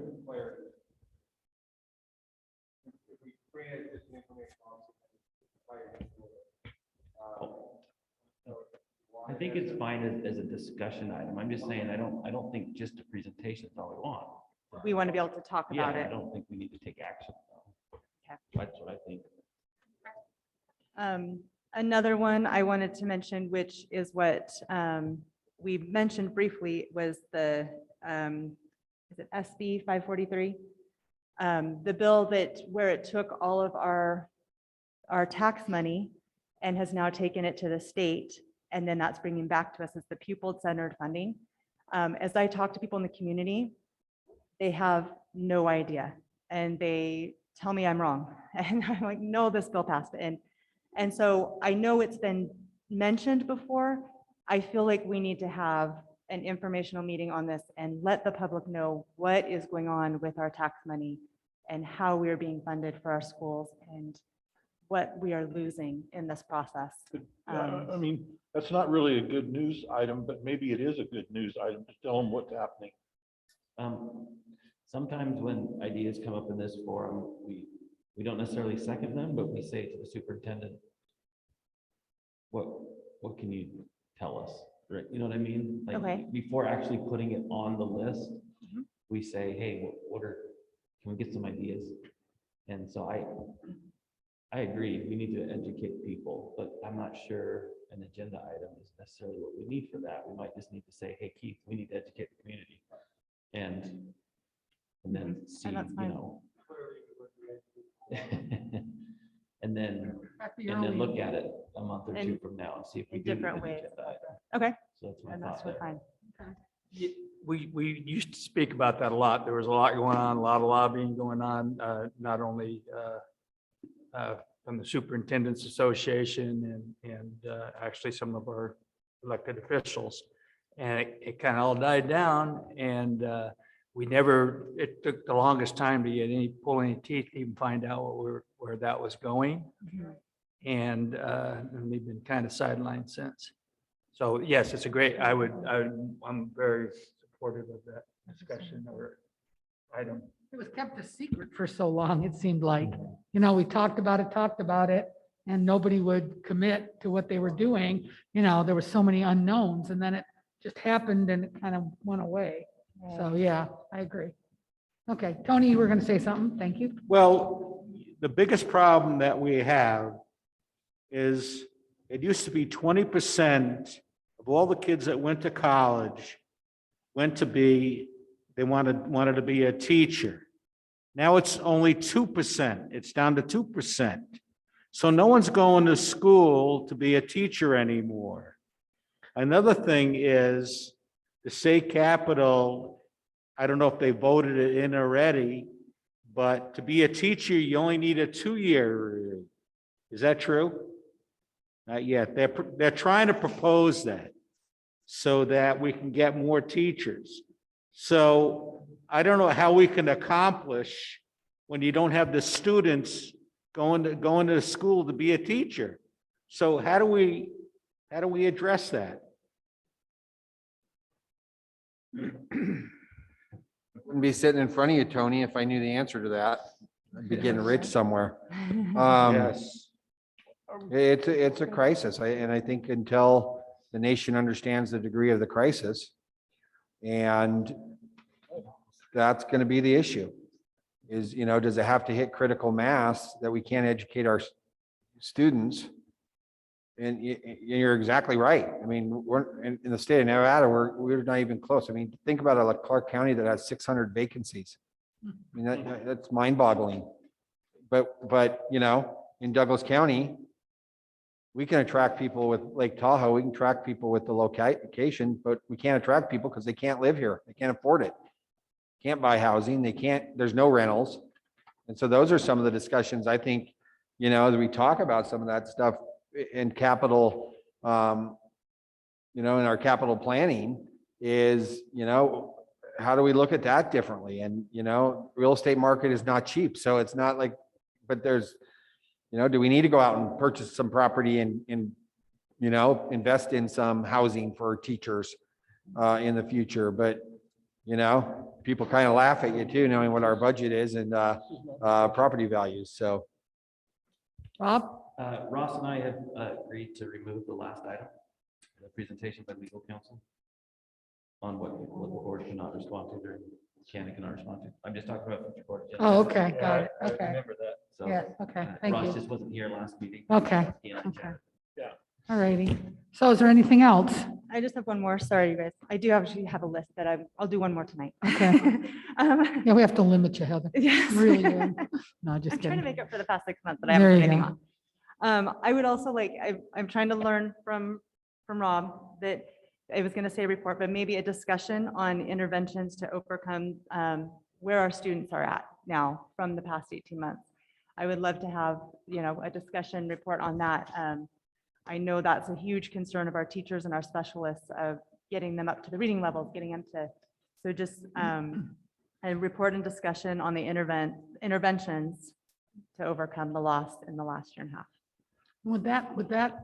Would we want to know just where we fit in the nation, where we fit in the state, or just where we're at? I What think we're doing for credit what we're recovery. doing, yes. Pardon me? What we're doing for credit recovery, basically. are What our we're doing plans? here. What are our What we're programs? doing here. Yeah, at our Okay, schools. got it. What, Okay, what are I we just wanted doing? clarification. Maybe when the whole pandemic comes to an end. Not sidelined by discussion. I don't know either. I don't have, that's a tough one. Well, somebody has Summer to- school did a great job. From what I understand. Anybody interested in seconding that? I'll second that, yes. discussion report? Okay, Thank you. all righty. Okay, is anything else? I think that was the last item on our agenda. We have to call for one more public comment. Seeing none. Just a second, let's check online. Oh, check online, sorry. Nothing. Okay, meeting adjourned.